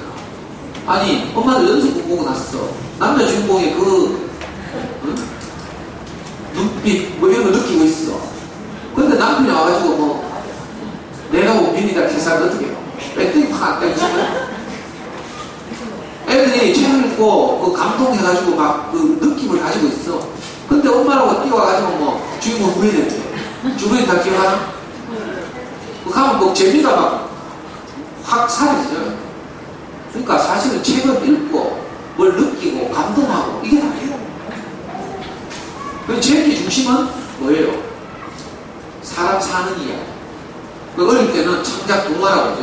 동화, 그림책 이런 걸 익혀야 되는데 엄마들이 애들 머릿속에 지식 집어넣는다고 했잖아요. 요즘 지식은 네임한테 물어보면 돼. 아니 옛날에는요 머리 좋은 사람들이 다 외워가지고 학력고사 수석하고 그랬어. 요즘 그런 거 없어요. 대학 수학능력 시험, 이제 학력고사가 아니에요. 대학에서 수업을 들을 만한 능력을 테스트하는 시험이고요. 이러면 얼마나 많이 외우고 있느냐를 보는 시험이 아니에요. 정보나 이런 걸 주고 이 정보나 지식을 얼마나 잘 활용한다는 겁니다. 그러니까 아이들 머릿속에 지식 집어넣다가 어릴 때 자연관찰, 과학, 탐구 이런 거 많이 읽는 애들이 어떻게 돼요? 역사 이런 거 많이 읽는 애들이 아무 지식이 안 들어있는 동화책 보면 시시해서 못 읽는다니까. 알아요? 근데 애들이 크면 지식이 있는 책은 재미가 없거든. 그 초등학교 저학년 때나 막 지식 나부랭이 들으면 뭔가 막 새로운 것을 알아가니까 좋아가지고 막 좀 읽기도 해. 전집 중에 가끔 애들 좋아하는 것도 있어. 근데 애들이 학년이 높아가면 이제 읽을 책이 없어. 왜? 지식 없는 창작 동화는 시시해서 못 읽고 희한한 일이 벌어져요. 그래서 책에서 벌어져요.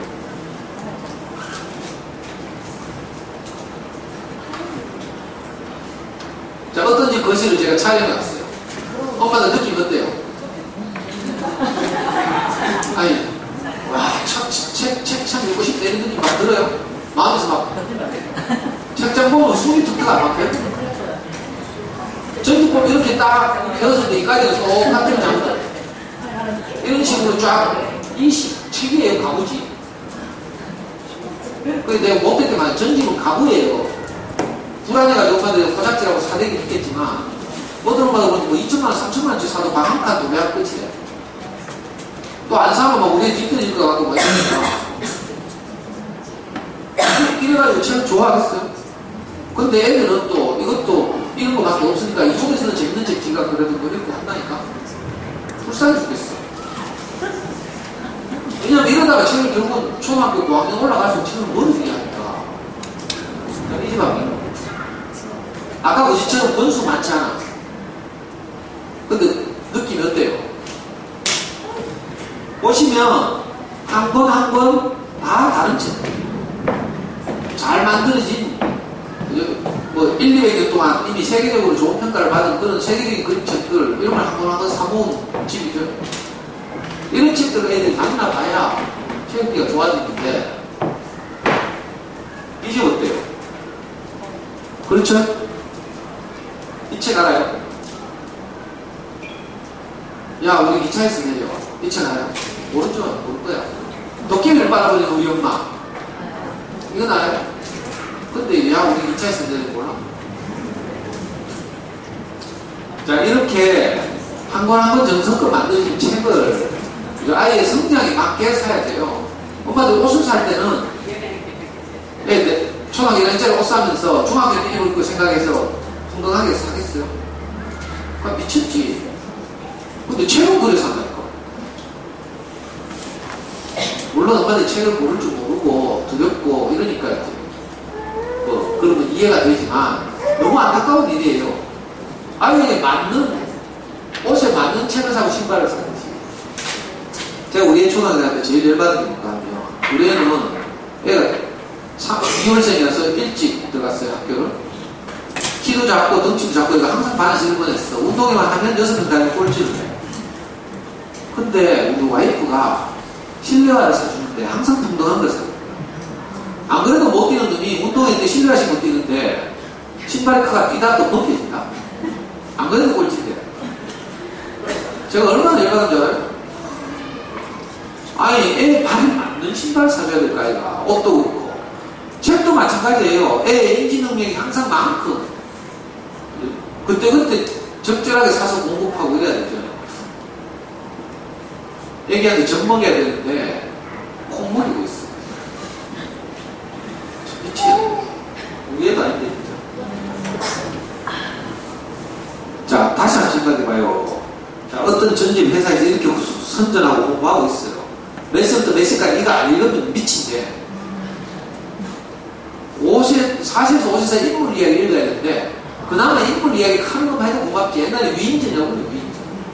아니 위인들의 인생 이야기를 애들이 읽겠어요.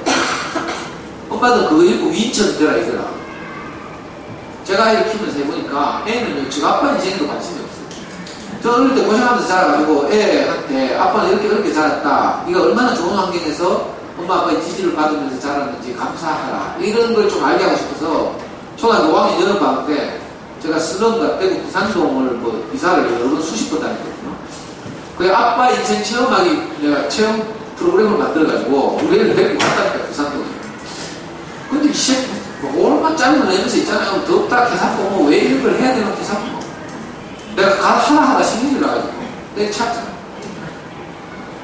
애는 주 아빠 인생에 관심이 없다니까. 근데 뭐 남의 나라 위인에 무슨 관심이 있어요. 나중에 커서 어느 정도 자라면 그런 다른 사람들 삶에 대해서 관심을 가지죠. 그 요즘은 이제 조금 달라져서 옛날에 위인캐가 막 세계적인 업적을 이런 사람들 주로 부각하고 특히 전쟁 영웅 이야기. 옛날 위인캐하면 다 생각나요. 징기스칸, 뭐 알렉산더, 강감찬 장군, 이순신, 전 전쟁. 그걸 위인이라고 막 소개하고 있어요. 그러면 그 전쟁에서 이긴 영웅이지만 알렉산더한테 짓밟힌 세계의 각국 나라 사람들 얼마나 많아요. 징기스칸이 말 타고 다니면서 막 다 점령 안 되는 나라를 우야고. 그러니까 위인 이야기가 함부로 이렇게 안 된다니까. 알고 보면. 그러니까 어릴 때 책을 많이 읽어야 이렇게 생각하니까 막 전집을 막 사재는 거죠. 특히 결정적 영향이 또 이야기해요. 푸르미 아빠 푸름이 많이 푸름이가 우리 애하고 동갑이거든요. 우리 애 초산 때 푸름이 이렇게 키웠다. 푸름이 이렇게 연대를 키웠다 책이 나왔어요. 우리 애 초산. 근데 몹시 기분 나쁘더라고요. 은근히 라이벌이었어요. 그 아빠 저보다 1살 어린데요. 애는 우리 애보다 학년이 하면 어려요, 푸름이가. 그럼 유치원도 안 보내고 저희 집에 방문하는 전집 아저씨 불러가지고 맨날 책 사낼 때 유치원 보낼 돈 가지고 그래가지고 책을 많이 해서 영재가 됐다는 거라 초등학교 3학년이 영재는 얼마나 영재라고 하여튼 상업적으로 크게 성공했어요. 그리고 지금도 푸름이다 큰 다음에 10만 회원을 자랑하고 막 엄마들이 다 그렇게 하면 저거에 푸름이처럼 될 줄 알고 막 열심히 전집 사재 끼고 이렇게 하고 있어요. 가끔가다 10만 명이 한 명씩 푸름이 닮은 애가 나와. 그러면 그것만 이제 새끼 강사가 되죠. 그래가지고 푸름이 작품을 공부하고 다니고 푸름이 아빠는 웅진이가 교원에 제외해가지고 약장사처럼 전집 소개하고 있어. 그 영향을 젊은 말이 받아가지고 애는 잘 키우고 싶고 영재는 만들고 싶은데 이미 유전자가 있고 그 전집이라도 많이 일으키자 이래가지고 막 사재는 거죠. 이게 오히려 아이들 책과 멀어지고 지식 중심에 지르게 하니까 물론 전집에도 창작동을 하는 게 요즘은 좀 좋아지고 있지만 옛날에는요 사춘기 청소년들이 읽어야 될 세계 명작 전집 이걸 어떻게 하면 내용을 줄여가지고 이런 뭐라 해야 돼 다이제스트 줄거리만 그 줄거리 많은 거라 책이 주는 원작이 주는 감동 뭐 이런 거 없어. 나중에 보면요 원작 보면 책이 막 두꺼워. 중학생 고등학생 읽을 만한 세계 명작들 책이 막 두꺼워요. 근데 창작 전집 이런 데 나온 책이 아주 얄팍하죠. 줄거리만 딱 빼가지고 거기서 무슨 책의 감동을 느껴요. 향기를 느껴요.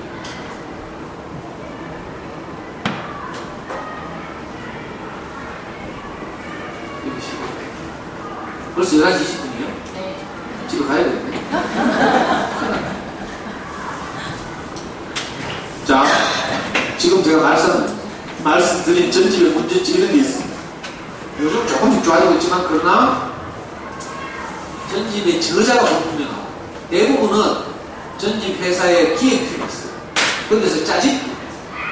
가끔씩 좋은 전집에서 대표적인 것이 제가 우리 아이 어릴 때 우리 와이프가 학교 교무실에 찾아온 방문 판매상을 하고 시켜가지고 집에 전집을 주문해놨더라고요. 그래서 저하고 막 대판 부부싸움을 했어요.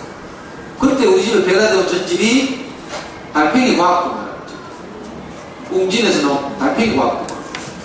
근데 제가 그때 막 이제 이 자녀교육 입문할 때는 그래가 이 달팽이 과학동화 뭔지도 몰랐어. 나중에 내가 공부하면서 알게 된 것인데 충북대학교 철학교수 하다가 그 때려치우고 지금 저 전라북도 변산에 내려가서 공동체 운동을 하는 농사짓는 윤구병 선생이라고 있어요. 유명한 분인데 이분이 자기 대학원 제자들하고 같이 좋은 어린이책을 기획한 거야. 그래가지고 만든 것이 셈이라고 다 그림 그리고 우리가 만든 게 달팽이 과학동화하고 올챙이 그림책인데 근데 문제는 이분들이 그때 아직 막 시작하는 시기라 가지고 출판사를 못 차린 거야. 그래 할 수 없이 웅진에다 판권을 넘겼어. 그 웅진에서 그 판권을 사가지고 8년 동안 웅진 달팽이 과학동화 올챙이 그림책 내가지고 대박을 했거든. 나중에 이제 이 윤구명 선생은 그 제자들이 8년이 지난 후에 어떻게 뭐 돈을 마련했는지 어쩐지 이래가지고 출판사를 하나 세웠어. 그 출판사 이름이 보리라는 출판사예요.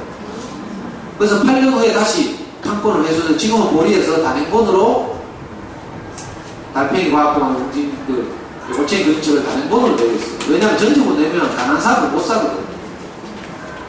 그때는 이제 웅진의 판권을 가지고 있을 텐데 우리 와이프가 책을 주문해 왔어요. 그래가지고 대판 부부싸움을 했는데 나중에 이제 우리 와이프는 미안해 죽겠더라고. 난 전집이라고 무조건 막 뭐라 해요. 가끔 이런 경우가 있을 수 있어요. 전집 중에도. 근데 대부분 일반적으로는 저자도 불분명하고 그림도 그렇고요. 장점도 그렇고. 전집 보면 막 여기서 여기까지 똑같잖아요.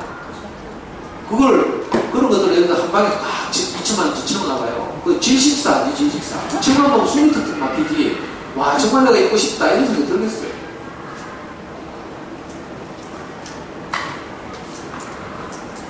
그래서 엄마들 똑하면 그래도 우리 집 좋은 전집 이건 괜찮은 전집이라고 난 다 알아보고 샀어. 괜찮았잖아. 제가 엄마가 조금만 더 지나면 다 중고나라 갖다 다 팔아라 하거든. 어린이집에 제가 하는 엄마는 대부분 중고나라 갖다 다 팔아요. 그리고 지금부터라도 아이와 함께 서점에 나가거나 아니면 인터넷 검색하거나 공부를 좀 해서 좋은 일찍을 찾는 거지. 그래가지고 일주일에 몇 번씩이라도 애가 정말 읽고 재밌어 하는 책을 찾아요. 이걸 초등학교 때 안 하면 나중에 영원히 못해. 축구를 좋아한다 해야 축구 관련 책 수없이 많아요. 축구 관련 어린이책. 남자애들이 축구 좋아하잖아요. 또 게임 좋아하죠. 그럼 그것과 관련된 책부터 시작하면 돼요. 이걸 좋아하게 하려면 쉽지 않은 일이지만요. 자, 지금까지 한 마디 책임기가 중요하다 이 말 한 거예요. 이걸 엄마들이 피부로 나토록 알아야죠. 머리로만 아는 게 아니라 정말 책임기가 이 아이 인생에 두고두고 영향을 미치는 거예요. 이걸 꼭 기억해야 돼요. 우리 애는 지금 대학교 4학년이에요. 군대도 갔다 오고 해외 교환학생도 갔다 오고 이제 4학년 올라가서 로스쿨 준비하겠다고 준비하는데 우리가 어릴 때 애가 책을 읽었잖아요. 어린 선생님 다니면서 좋은 어린이책 많이 읽었어요. 근데 그게 지금도 영향을 미쳐요.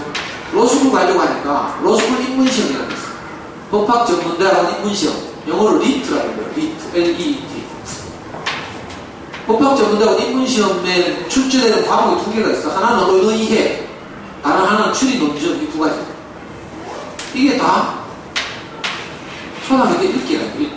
비문학. 수능의 비문학이에요. 얼마나 잘했어요? 수능 국어에서 크게 두 가지가 나눠져요. 하나는 문학, 하나는 비문학이에요. 문학은 시, 소설 이런 것이고 비문학은 뭐 철학, 역사, 언어, 독해 뭐 이런 거죠. 어릴 때는 그러니까 문학 쪽을 좋아해야 돼요. 창작 동화, 그림책 이런 걸 좋아하고 자 이걸로 좀 잘하다 보면 나중에 성장 소설을 좋아하게 돼요. 사람 사는 이야기를 자꾸 관심을 갖고 읽다 보면 아이가 자랄수록 어떻게 되는지 알아요? 책 읽기 영역이 확산돼요. 그래서 과학이나 역사에 관심을 가지게 되죠. 근데 인간의 이야기, 사람 사는 이야기, 요즘 말로 인문학이죠, 인문학. 그죠? 원래 책이 출발하는 이거 사람 사는 이야기예요. 여기서 출발하지 않으면 한쪽 영역에 편중되게 됐어요. 지식 중심의 책 읽기를 하면 사람 사는 이야기를 못 읽게 돼요. 그래가지고 장기적으로는 책 읽기가 습관이 안 잡히는 거죠. 그래서 절대로 어릴 때 지식 있는 책 읽기를 하면 안 된다. 그 점점 고학년이 되고 이러면서 이제 애가 자연스럽게 관심이 확산돼 나가야 되지. 어릴 때 과학, 전직, 뭐 자연관찰 이런 거 이렇게 가지고 실제로 제가 잠순의 꼬마들하고 제가 잠순에 좀 알려드렸다 했잖아요. 제가 어디에 체험학습을 가거나 이러면 잠순애들이 많이 따라와요. 다른 도시에서. 제가 하루 강원도 영월에 잠순애 엄마가 운영하는 펜션에 놀러 갔는데 여러 도시에서 이제 제가 간다고 만나서 같이 놀기도 하고 질문도 하고 이럴 거라고 그 강원도 영월에 있는 어떤 펜션에 한 30여 명이 왔어요. 그 중에 이제 그 엄마들은 자기들끼리 수다 떨고 저는 꼬마들하고 축구를 했어. 그 마당에서. 창원에서 어떤 꼬마가 그때 7살이었는데 골키퍼를 했어요. 제가 공을 몰고 가서 그 아이가 골키퍼하고 있는데 올라갔어. 공 몰고. 그 얘가 당황이 되잖아요. 어른이 공을 몰고 오니까. 그냥 골키퍼 하면서 얘가 뭐라고 하는지 알아요? 아이고 간이 이자에서 뭐 쓸개까지 떨어지는 것 같아요. 이거죠. 오마이갓. 그럼 간이 저렴하다 하면 놀랍다 하면 되잖아요. 애가 전집을 많이 가지고 과학적인 말가 얼마나 똑똑한지 간의 위치를 다 알고 있어. 그 간이 어디서 어디까지 떨어진다고 이렇게 표현하는 거예요. 7살.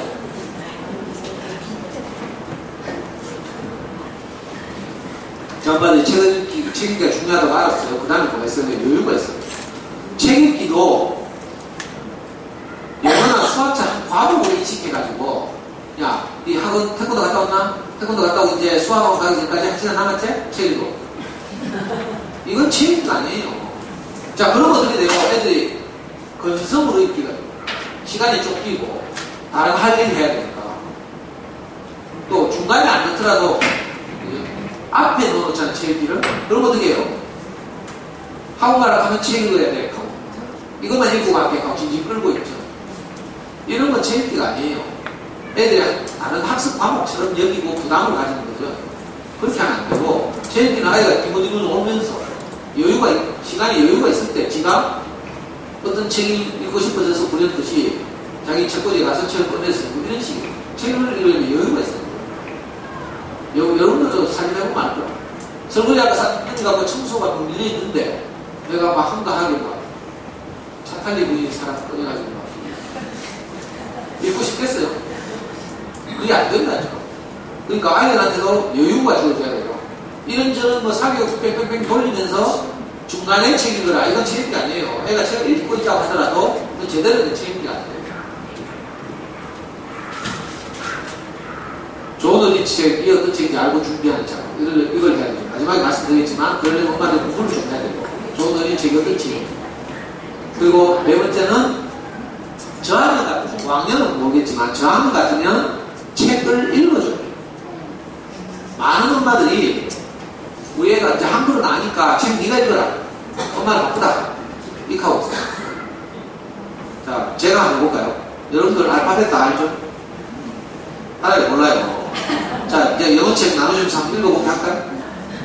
어떻게 생각해요? 그러니까, 글자를 아는 것과 책을 읽는 것은 달라요. 우리 영어 알파벳 다 알고 하잖아. 근데 영어책 읽을 수 없어. 그렇죠? 특히 우리 저학년 애들이 이제 한글도 깨우치고 했어? 그렇다고 책을 읽을 수 있어요? 없어요.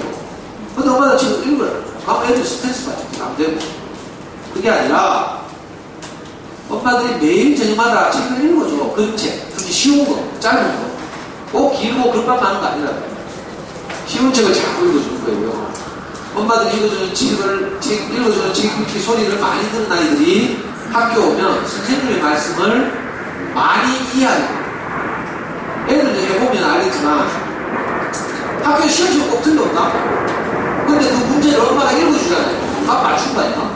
이런 문제들이 많아요. 왠 줄 알아요? 지 혼자서 문제를 읽으려니까 못 읽는 거야. 무슨 말인지 몰라. 그래서 틀려. 근데 엄마가 읽어주고 문제를 풀게 해봐요. 엄마가 읽어줄 때는 띄어읽기, 억양, 뭐 이런 거 다 있죠. 강조 이런 게 다 있어요. 읽어주는 그 엄마의 목소리 안에. 근데 애가 이게 무슨 문제인지 아는 거라. 그래서 집구석에서 풀면 꼭 풀고, 학교에서 풀면 꼭 틀리고. 그래서 어릴수록, 저학년일수록 엄마들이 꾸준히 책을 읽어줘요. 목이 아프면 아빠의 도움도 받고. 그죠? 긴 이야기는 나누어서 읽어줘도 괜찮아요. 그러니까, 저녁마다 아이들한테 책 읽어주기를 해요. 저녁마다 영어 단어 외우기 하고 손바닥 때리고 그렇게 하다 기분 내리지 말고, 자기 전에 꼭 책을 읽어주면서, 재밌는 감동적인 책을 읽어주면서, 거기 우리 마음도 실어. 너는 소중하다. 그림책 중에 너는 특별하다. 이런 책 있어요. 아니면, 그림책 중에, 언제까지나 너를 사랑해. 이런 그림책 있어. 아이들 자기 전에 이런 거 읽어줘요. 우리가 사실 그렇게 말하고 싶잖아요. 엄마는 언제까지 너를 산다 이렇게 말하고 싶지만 우리가 맨정신으로 안 되죠. 나도 이미 해놓은 짓거리가 있어가지고. 그 어떻게 해요? 우리가 책에 힘을 빌려서 우리 마음을 표현하는 거죠. 이거 자꾸 하다 보면 나중에는 내가 맨정신으로 하게 돼요. 저는 우리 아이 고등학교 쯤 돼서부터는 정말로 아이한테 우리 아이 무심한데도 제가 아빠는 어떤 경우에는 너를 사랑한다. 내가 이렇게 고백하게 돼요. 그 전에 저도 실패를 많이 했는데 공부 때문에 조금 더 울리고 뭐 아이하고 싸우고 이렇게 많이 했어요. 근데 내가 살아보면 살아볼수록 내가 이 아이와 함께 살 시간이 얼마나 남지 않을까 이건 늘 느끼더라고요. 인생이 별거 아니잖아요. 나중에 공부 좀 잘해가 서울 가봐요. 보고 싶으면 못 봐. 저는 지금 못 본 지 벌써 2달 됐어. 2달. 그 사람 아이 보고 싶잖아요. 그래서 저는 지금도 카톡으로도 내가 할 말 있을 때마다 연락할 때마다 우리 아들 사랑해 하고 아빠는 어떤 경우는 너를 사랑해. 내가 우리 애 초등학교 때 일을 못했거든. 네가 시험 100점 맞으면 너를 사랑해. 너는 한 개 든 때마다 너는 2개씩 맞는다. 내가 이런 아빠였죠. 여러분들 아마 그랬을 거라. 그래서 일상적으로 우리 아이한테 우리 마음을 깊이 숨어있는 우리 마음을 표현하기가 참 어려워요. 그때 우리가 좋은 어린이책을 읽어주면서 우리 마음을 표현할 수 있거든요. 그러면 아이하고 지내는 그 밤이 너무 행복해요. 산다는 게 별거 아니거든요. 우리가 죽게 되면요, 제일 슬픈 거 있잖아요. 사랑하는 사람들과 헤어지는 거예요. 다른 거 아니에요. 뭐 돈이 부족해서 슬프고 뭐 이런 게 아니에요. 뭐 어디 뭐 발리를 못 가봐서 슬프고 이게 아니에요. 물론 그런 것도 해야 되지만 더 중요한 것은 내가 소중한 사람들과 헤어지는 게 제일 안타까웠습니다. 그러니까 우리가 아이들 어릴 때 잠시라도 책임을 주는 시간만이라도 우리가 맨정신으로 돌아와서 제정신으로 돌아와서 아이한테 우리 마음을 표현해야 돼. 그거 하기에 가장 좋은 책이 언제까지 난 너를 살아 이런 책. 너는 특별하다 이런 책. 자, 책에 관해서 제가 한 띠 동안 말씀드리는데 그걸 오늘 다 잔소리하기는 좀 어렵잖아요. 그러니까 잔소리 몇 가지 하고 구체적으로 이제 좋은 어린이책을 몇 번 소개하면서 엄마들이 좋은 어린이책을 보는 방법을 봤습니다. 자, 그림책으로 말하면 예를 들면 이런 거예요. 우리나라가 낳은 많은 동화책 작가들이 있고 이렇죠. 근데 우리나라 동화 작가 하면 가장 대표적인 분이 권정생 선생님이에요. 지금 돌아가셨는데 안동에 살면서 시골 아주 조그만 교회에 그 종치기를 하면서 평생을 살았어요. 이분은 폐렴이 있어가지고 장가도 못 가고 일생을 혼자 살았어요. 그러면서 수많은 고초를 겪었겠죠. 뭐 한국전쟁도 거치고 뭐 이랬는데 그래서 이분은 그 인간과 사회를 보면 아주 따뜻한 눈이 있어요. 이분이 그린 대표적인 그림책이 강아지똥이에요. 제가 애니메이션으로 만들어져서 유튜브 같은 데서 볼 수 있을 텐데 강아지가 제가 똥을 안 싸놨거든. 근데 다 하고 똥이 더럽다고 피하고 다녔죠. 근데 나중에 보니까 그 강아지 똥을 영양분으로 해서 민들레가 자라요. 이 책이 주는 교훈이 아주 중요한데 우리가 생각하기에는 모자가 없어 보이는 아이들도 공부도 못하고 운동도 못하고 이럴 수 있잖아요. 그러나 우리가 미처 알지 못하는 영역에서 그 소중한 가치가 있다는 거야. 우리가 다 모를 뿐이죠. 여러분들 아이 키우면서 이 아이가 뭐가 될까 뭐 이런 거 잘 모르죠. 우리가 모를 뿐이에요. 제가 좋아하는 그 성경 구절 가운데 이런 구절이 있어요. 다윗이라는 이스라엘 위대한 왕이 하루는 뒷동산에 올라갔어. 뒷동산에 올라갔더니 너구리가 사나운 짐승에 쫓겨가지고 막 도망가다가 바위들이 싹 숨는 거야. 너구리 색깔하고 바위 색깔하고 비슷해요. 바위들이 딱 숨는 바람에 사나운 짐승을 따돌렸어. 그리고 나서 다윗이 그 장면을 보고 시편에다가 유명한 시를 하나 써놨어요. 유명하진 않은데 무슨 말이냐면 뒷동산의 바위는 너구리의 쉼터로다 이런 말을 써놨어요. 그전에는 한 번도 뒷동산에 바위가 왜 있는지 몰랐대. 그렇게 했죠. 근데 그 뒷동산의 바위가 너구리에게는 아주 자기 생명을 살리는 소중하고 요긴한 그런 바위였던 거예요. 민들레에게는 남들이 다 냄새나고 피해가는 저 강아지 똥이 자기 생명을 살리는 결정적인 거죠. 그러니까 사람은 누구나 소중하다. 우리가 다 모를 뿐이다. 이 가치를 아이들에게 자연스럽게 보여주고 그러니까 아이들이 자존감이 높아지게 하는 거죠. 학교에 가면 공부 잘하면 선생님 칭찬받고 주목받아. 동네 오면 싸움 잘하면 주목받고. 근데 그것도 저것도 아니에요. 근데 자존감이 낮죠. 엄마도 못한다고 잔소리 하지.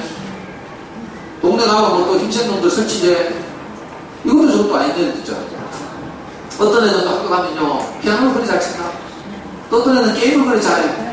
근데 우리 애는 이것도 저것도 아니고 게임도 잘하는 것도 아니고 운동도 아니고 피아노도 아니고 마음도 아니야. 그럼 자존감이 좀 낮아져. 그러니까 엄마는 맨날 잔소리에 자꾸 기죽이지. 엄마들이 호작질을 하도 해가지고 애들 자존감이 갈수록 낮아지고. 자, 그런데 이런 강아지똥 같은 이야기를 우리 아이들이 만나면 거기서 자연스럽게 뭔가를 깨닫는 거죠.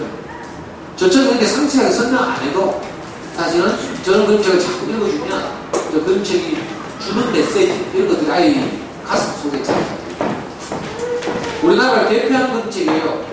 우리나라에서 이런 책이 그림책이 더군다나 100만 부 팔리기 어렵잖아요. 이거 100만 부 팔린 1년 써요. 1년 써요. 엄마들 이거 모르죠? 알아요? 암딱하지 나면 내 깊이 이야기 안 하겠네. 그래요? 알아? 자, 강화육동이 길벗 어린이에서 나왔어. 그러면 길벗 어린이라는 출판사에서 나오는 다른 책 이렇게 찾으면 돼요. 책 모른다고 전집 막 사지 말고, 자, 권정희 선생님 들었죠? 그러면 권정희 선생님이 쓴 동화책 찾으면 돼요. 가장 출판료 두 가지라. 좋은 어린이책을 내는 출판사가 딱 있어요. 그런 출판사는 항상 좋은 작가들을 발굴하고 정성껏 책을 만들어요. 그러니까 길벗 어린이, 권정책 이 두 가지를 찾아 들어가면 되죠. 알라딘이나 인터넷 서점 검색창에다가 권정책이라고 쳐요. 아니면 길벗 어린이라고 쳐. 그러면 그런 시리즈가 쭉 나오죠. 길벗 어린이 같은 어떤 회사의 어린이책 자회사예요. 예를 들면 민음사에서 좋은 책이 많이 나오죠. 그러면 민음사의 좋은 어린이책 출판사는 민용서예요. 민음사에 투자해가지고 민음사 알아요? 옛날에 K-POP 스타에 민음사 회장 손녀가 나와가지고 알아요? 박윤하라.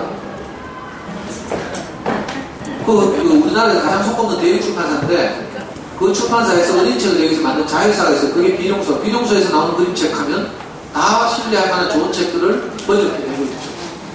이런 식으로. 자, 이건 우리 아이 키울 때는 없었던 그림책인데, 구름빵이라고 알아요? 또 뭐, 미리 안다해요? 자, 이 베키나라는 작가는 젊은 작가인데, 뉴욕에서 뭐, 지점토 뭐 이런 걸 공부했대. 클레이 애니메이션. 클레이 뭐 이런 걸 했대. 그래가지고 이 구름빵이라는 그림책을 만들면서 책의 매 페이지마다 배경이 되는, 그 배경을 전부 지점토로 만들어서 사진을 찍었다. 그 전부 지점토죠. 책 넘겨보면 알겠지만, 그 모티브도 참 좋은 게 아빠의 직장과 연결해가지고 상상력을 막 잘하게. 우리나라 그림책이 상상력을 이렇게 자극하는 그림책이 잘 없거든요. 우리나라는 좀 분단, 뭐 소외 이런 뭐 한국전쟁 뭐 이런 무거운 주제들이 많고 이래서 우리나라 그림책들은 대부분 진지하거든요. 근데 외국의 그림책들은 그렇지 않죠. 근데 이제 이 베키나 작가는 세대가 달라서 그런지 굉장히 재밌고 유쾌하게 그 아이들의 상상력을 자극하고 이 그림책 나온 지 얼마 안 됐는데 100만 배 샀어요. 이 책도 처음에는 전집으로 나왔어. 한솔 출판사에서. 그래서 이제 좋은 평가를 받으니까 이게 따로 단fon으로 따로 빼낸 거죠.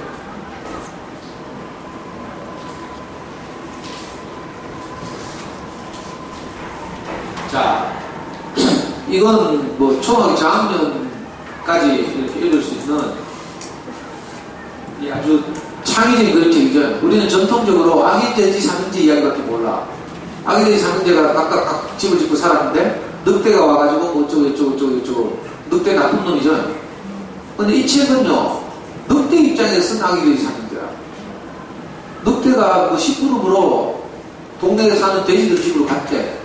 근데 갔다가 한 집에서 갑자기 재채기가 나와서 재채기를 크게 했는데 초가집이 날아가고 거기에 뭐 소시지가 하나 있더라.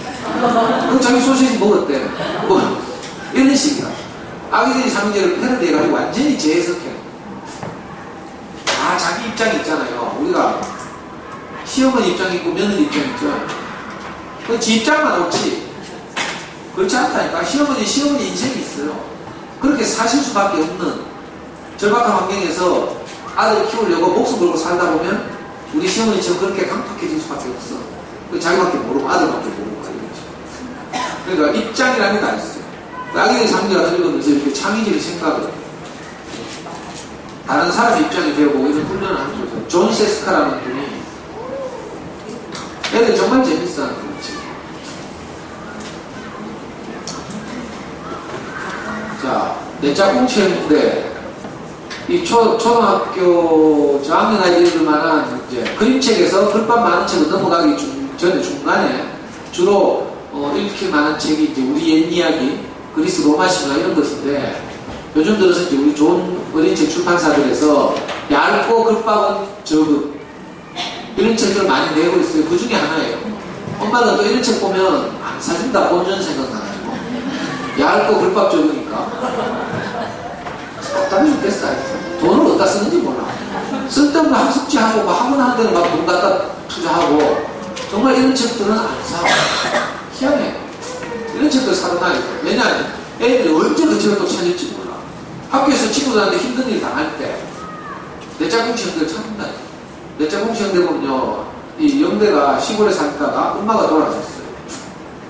그 어쩔 수 없이 뭐 친척집에 오게 됐는지 서울에 올라왔어. 그러니까 전화가 왔죠. 근데 엄마가 안 계시니까 애가 막 굉장히 난무하고 깨제제하고 이렇잖아. 학교 오면 애들이 다 놀려. 그리고 엄마가 가서 얼마 안 되니까 애가 우리가 말 수도 없어졌죠. 맨날 그 학교에서 무슨 일이 생기면 애들이 영대 가겠어요. 고자질하고. 공부도 못하고. 옷도 뭐 누가 잘 살펴주지 않고 이러는데, 그 영대는 얼마나 속상하고 슬프겠어요. 스트레스 받고. 어느 날, 얘들이 뭐 어디 경주가 어디 체험학습을 갔다? 1박 2일로. 그래가지고, 왜, 경주 같은 데 가면 유소스터에서 한 방에서 다 자잖아요. 그 영대 학교 애들 한 방에서 다 자게 됐어. 캄캄한 밤에 애들이 다 엄마를 떠나왔죠. 그래서 객지에 왔어. 잠이 잘 안 오죠? 그 억지로 불 끄고 잠을 청하고 있는데 누가 방구를 꼈어. 그 냄새가 지독한 거예요. 그러니까 또 일찍 누가 안 그래도 잠안 오는데 잘 됐다 싶어가지고 누가 방구 꼈어 막 하고 막 이렇게 하다가 결국은 영대가 꼈어 이렇게 된 거야. 그 영대가 그 소리 듣고 너무 속상해가지고 지금까지 참았던 울분이 폭발해가지고 그 캄캄한 방에 객지에서 내가 통곡을 하면서 못 나와 우는 거예요. 처음에 막 시끌벅적하게 영대를 공격하던 애들이 갑자기 영대가 못 나와 우니까 초등학교 2학년쯤 된다고 쳐봐요. 애들 어떻게 했어요? 뭐 알고 뭐 영대 돌리겠어요? 적어도 엄마를 떠나왔어. 방 캄캄하고 불이 꺼져 있어. 엄마 생각나겠죠. 근데 애는 울고 있어. 그러니까 갑자기 무서워진 거야. 애들이 다 같이 영대를 따라서 다 통곡을 하면서 그 밤에 아이들 안에 무슨 감정이 변화가 일어나는 거죠. 이게 카타르시스. 놀리는 놈이나 놀림 받는 아이나 다 다른 스트레스입니다. 그리고 그 밤이 지나고 다음날 버스 타고 돌아오는데 신기하게도 그 중에 어떤 아이가 그 여행지에서 산 배지를 기념 배지를 영대한테 사과하는 의미로 버스 앞자리에 앉은 영대한테 가서 달아준 거예요. 그러니까 그걸 보고 또 다른 아이가 와서 또 배지를 달아주고 하나씩 나와서 영대하고 소통하고 화해하는 거죠.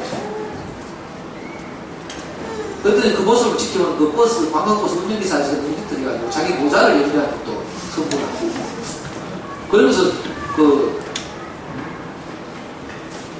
놀라운 일이 뭐야 소통과 화해 이게 일어나는 그런 그림 의리책이에요. 이거 있다 보면 막 얼마나 막 감동이 되는지 저는 우리 애한테 이걸 주면서 얼마나 그런지 몰라요. 우리 애는 꼭 저 같더라고요. 저는 어릴 때 아버지가 초등학교 1학년 때 돌아가시고 엄마 혼자서 우리 삼형제를 못 키워가지고 우리가 친척집 가서 처살고 제 초등학교 4학년 때부터 친척집에 처살고 있어. 근데 여러 친척집을 돌아다니는데 그 중에 저 서울에 있는 친척집을 갔거든요. 그 서울의 시내 태계도에 있는 충북초등학교를 전학을 갔는데 그 서울 시내에 학교가 있어요. 충북 동상도 있고 충북초등학교 있고 충북을 그때 서울에 가니까 2시간 끝나니까 우유를 나눠주더라고요. 우유급식을 해요. 내가 정말 충격이었거든. 그리고 그 스트레스 받으면서 막 이렇게 엄마 없이 저도 살았죠. 아무도 저를 챙겨주는 사람이 없고 미술 시간에 내가 도화지를 못 준비해가지고 학교 미술 시간 반대로 저녁고 가게 됐는데 내 작품 적게 읽으니까 내가 어릴 때 그 기억이 막 위로를 받아. 내가 또 내 영대 같은 우리 애들 중에도 혹시 학급에서 뭐좀 이런저런 상처를 받거나 이런 일이 많이 있었을 거예요. 그 이런 애들이 그 마음을 위로하는 그런 좋은 어린이책을 읽어야 돼요. 읽으면 위로가 되죠. 어린이책의 세계에 한번 들어와 보시면 사실은 아이도 위로를 받지만 우리도 위로를 받아요. 인생을 살다 보면 저마다 다 남에게 말하지 못한 아픔도 있고 절망도 있고 좌절도 있고 이럴 거 아니에요. 어떤 엄마들은 친정엄마하고 관계가 안 되는 엄마도 있다. 친정엄마는 최선 다해서 키웠지만 어떤 과정에서 내게 상처가 되는 일이 있어서 엄마하고 소통이 막혀서 명절 집에 안 가고 막 이런 엄마도 있어요. 이런 경우에는 어린이책이 우리한테 위로하고 용기를 주고 엄마도 어쩔 수 없어서 그랬을 거야 이런 생각이 들게 하고 이렇게 타인에 대한 이해가 깊어지고 이러는 거죠. 그러면서 우리 안에서 아까 말한 인사이트 통찰이 생겨요. 아, 영대가 나쁜 아이가 아니구나. 또 학급 아이들도 그러니까 이런 좋은 어린이책을 우리 사랑하는 아이들이 어릴 때 읽으면서 자랐으면 좋겠어요. 그 지식책과 완전히 다른 거죠. 지식 나부랭이는 너 초등학교 때 아니고도 중학교 때 가서 중학교 1학년 올라가서 겨울방학 때 열심히 공부하면 초등학교 때 유아기 때 몇 년 동안 읽었던 거 아무것도 아니에요. 간이 이 자리에서 얼마나 떨어졌는지 몰라도 돼. 모르면 네이버 물어보면 되거든. 요즘 그런 거 안 묻는다니까. 지식, 단편적인 지식을 안 물어요. 오히려 그러면 지문으로 주고, 그죠? 그 지문을 통해서 이 아이가 어떻게 생각하는지를 묻고 있죠. 이건 초등학교 3학년 학급에서 일어나는 이야기예요. 아까 내 짝꿍 쳤는데 누가 지었다고요? 잘하시네. 내 일부러 말 안 하는데. 누가 주목하는지 아니면 평소에 알고 있는지 좀 테스트. 자, 최인선과 함께 우리나라 어린이책 시장에 아주 중견 작가로 유명했던 황선미죠. 이 황선미는 여러분들이 잘 아시는 마당을 나온 악타 으로 유명한 분인데, 이 초등학교 저학년용으로 나쁜 어린이들. 어떤 학교 담임 선생님이 애들 학급을 관리하기 힘드니까, 애들 나쁜 짓 하고 이러면 전부 나쁜 어린이들 주고. 그거 받으면 벌 써야 되고, 그러니까 애들 굉장히 스트레스 받잖아요. 하루는 주인공이 선생님 서랍을 뒤져가지고 없을 때, 나쁜 어린이들 확 다 오죠? 하여튼 그런 이야기가 같은데, 내가 오래돼가지고 기억이 잘 안 나는데, 그러니까 아이들이 받는 마음, 스트레스, 심정 이런 걸 잘 그려내고 있죠. 그러니까 이게 아이들 이야기예요. 아이들의 인생 이야기죠. 이런 이야기를 읽으면 아이들이 동의시켜요. 나도 학교에서 맨날 선생님한테 잔소리 듣고 지적받고 이러는데 이 주인공이 또 그렇거든. 아이들이 그런 과정을 거치면서 건강하게 자라는 거죠. 그래서 나쁜 어린이도 이것도 100만 부 팔려. 지금 제가 소개하는 책들 다 100만 부 이상 팔린 책들이에요. 제가 우리 아이하고 함께 저런 읽었던 책들이 대부분 우리 아이 이후에 나온 책 중에서 100만 이상 팔린 책이 잘 없기 때문에.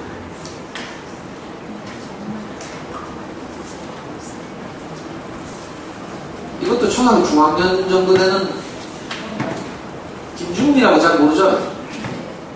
김중미라는 작가는 가장 대표적인 작품이 뭔가 하면 괜히부리말 아이들이라는 초등고학년용 장편이 있어요. 이건 이제 원래 무명의 작가였는데, 우리나라에서 가장 유명한 출판사 중에 창작과 비평사라고 있죠. 창작과 비평, 창비라고 창비. 창비에서 한 10여 년 전부터 해마다 좋은 어린이책 작가를 발굴하기 위해서 창비 좋은 어린이책 원고를 공모했어요. 그때 이 김중민이라는 작가가 자기 실제 경험을, 이 여자는 대학 졸업하고 인천의 아주 달동네 가서 공부방을 하면서 가난한 동네 아이들하고 함께 살았던 그런 경험이 있거든요. 거기서 일어난 일을 주제로 해서 책을 써서 창비 어린이책 원고 공모에 응모했던 대상을 받았어. 그 책이 괜히부리말이라는 인천 달동네 마을 이야기예요. 그걸로 유명해진 작가인데, 이 작가의 또 다른 작품, 중학년 저학년의 작품이 종이밥이라는 책. 그 얇고 이런데 유명한 책은 아닌데, 종이밥이 뭐지? 달동네 가보면요, 어릴 때 사는 아이들이 어릴 때 간식이 부족하고 이래요. 근데 본능적으로 간식에 대한 욕구는 있거든요. 그래서 어떻게 하는가 하면 교과서 같은 데 한쪽 구석을 찢어가지고 입에 집어넣고 씹어요. 여러분은 그런 경우 없구나. 저는 어릴 때 맨날 그랬거든요. 신문이나 잡지나 닥치는 대로 책만 보면 다 찔 수는 없거든. 그러니까 한쪽 뒤통이 모서리를 짠다니까. 그래서 입에 넣고 씹어요. 그게 종이밥이라.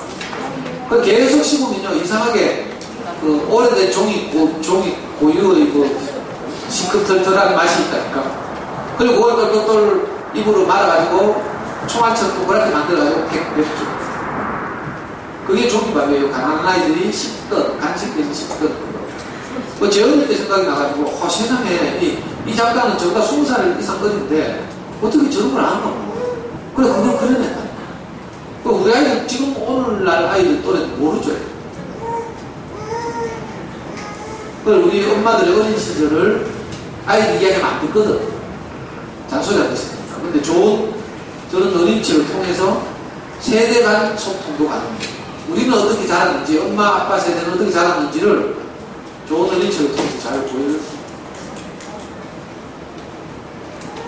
자, 지금까지는 국내 작품 중심으로 우리나라에서 유명한 작가들의 인사 5명 제가 소개한 거예요. 이 책은 영국의 세계적인 동화책 작가 로알드 달이라고 있는데 모르죠? 로알드 달은 하여튼 세계적인 작가예요.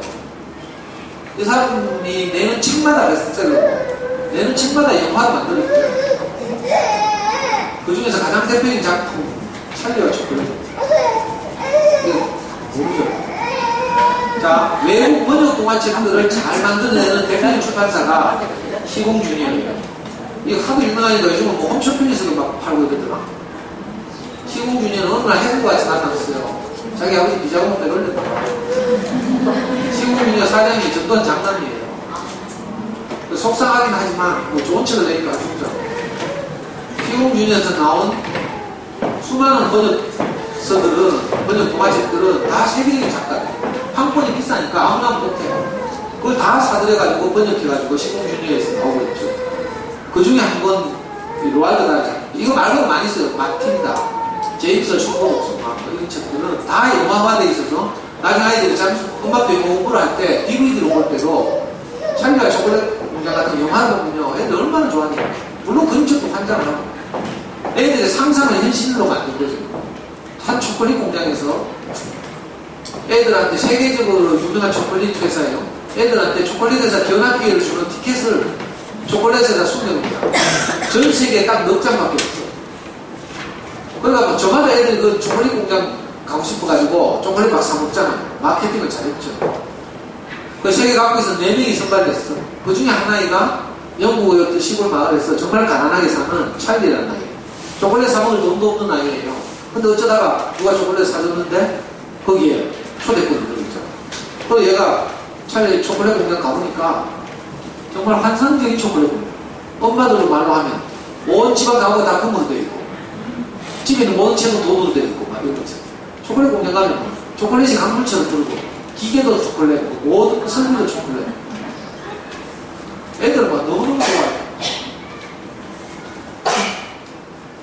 그러니까 시공주니어의 책들은 신뢰하고 보면 되겠다 이렇게 생각합니다. 좋은 세계적인 평가를 받은 외국 작가들을 판권을 주고 그 책들을 사서 잘 번역하고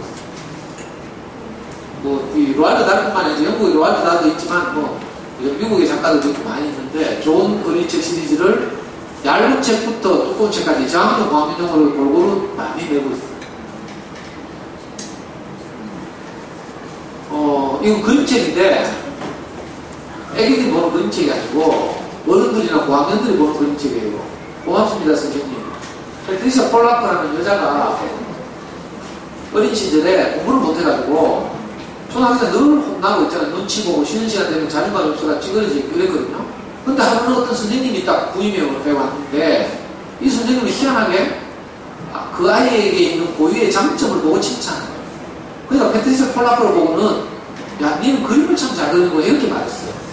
그게 애를 크게 자극해가지고 이 페트리샤 폴라크가 나중에 그림책 작가가 됐잖아요. 그리고 30년 후에 어느 날 어떤 결혼식에 갔는데 할아버지가 된 그 선생님을 만난 거야. 선생님이 폴린가 뭐 기억이 안 나는데. 그러니까 선생님이 반가우니까 30년 제자잖아요. 그래서 반가워서 물어. 그래, 니 요즘 뭐하고 지내는? 이렇게 물었어요. 그랬더니 이 페트리샤 폴라크가 얼굴이 붉어지면서 저는 그림책을 만들고 있어요. 이렇게 됩니다. 그러니까 그 선생님 한마디가 이 아이의 재능을 크게 꽃피우기 위해서 세계적인 그림책 작가가 됐거든요. 자기의 자전적인 이야기를 써놓은 거예요. 그러니까 그 선생님한테 드리는 헌사죠, 헌사. 고맙습니다, 선생님. 이건 아까 말씀드렸죠. 암탉이 바다는 닭장을 뛰어나와가지고 겪는 수많은 이야기. 저는 우리의 초등학교 때 엄마표 영어를, 장순 영어를 하면서 미국 애니메이션 중에 치킨런이라고 있어요. 치킨런 그것도 치킨이 닭이 닭장을 뛰어나가지고 막 도망다니고 막 이러면서 겪는 막 이런 에피소드거든. 그래가지고 제가 일부러 우리나라 동화책 마다마 낭팍을 읽게 하고 그 비디오 치킨런을 보게 하고 그 두 개를 묶어가지고 소감을 한번 이렇게 쓰게 하고 이런 적이 있어요. 제가 엄마 병원을 해서 그러는데 이렇게 했죠.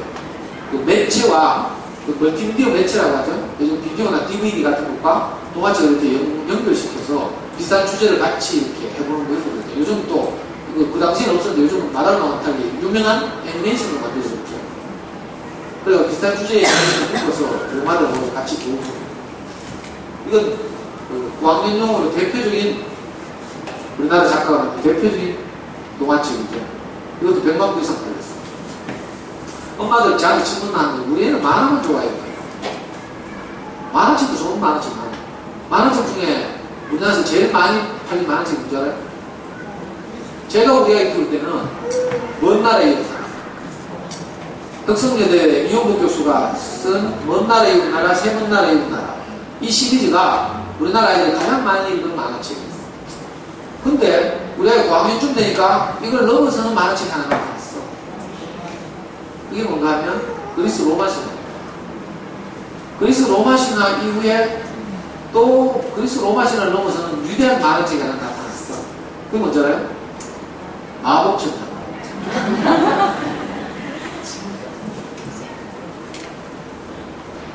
진짜 마케팅을 희한하게 하구만.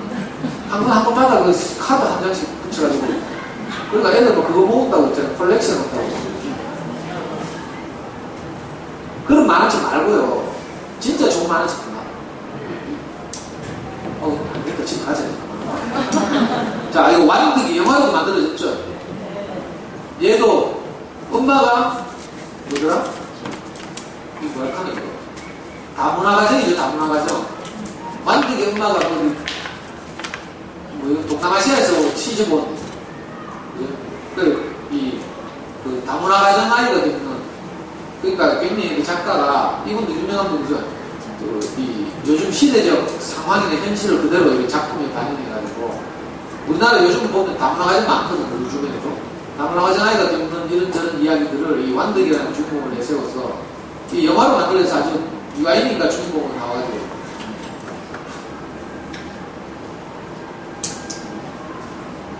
이 아까 권정생 선생님이 쓴 그 동화책 중에 이거 고학년 중학생 이거 중학교 1학년 들어갔습니다.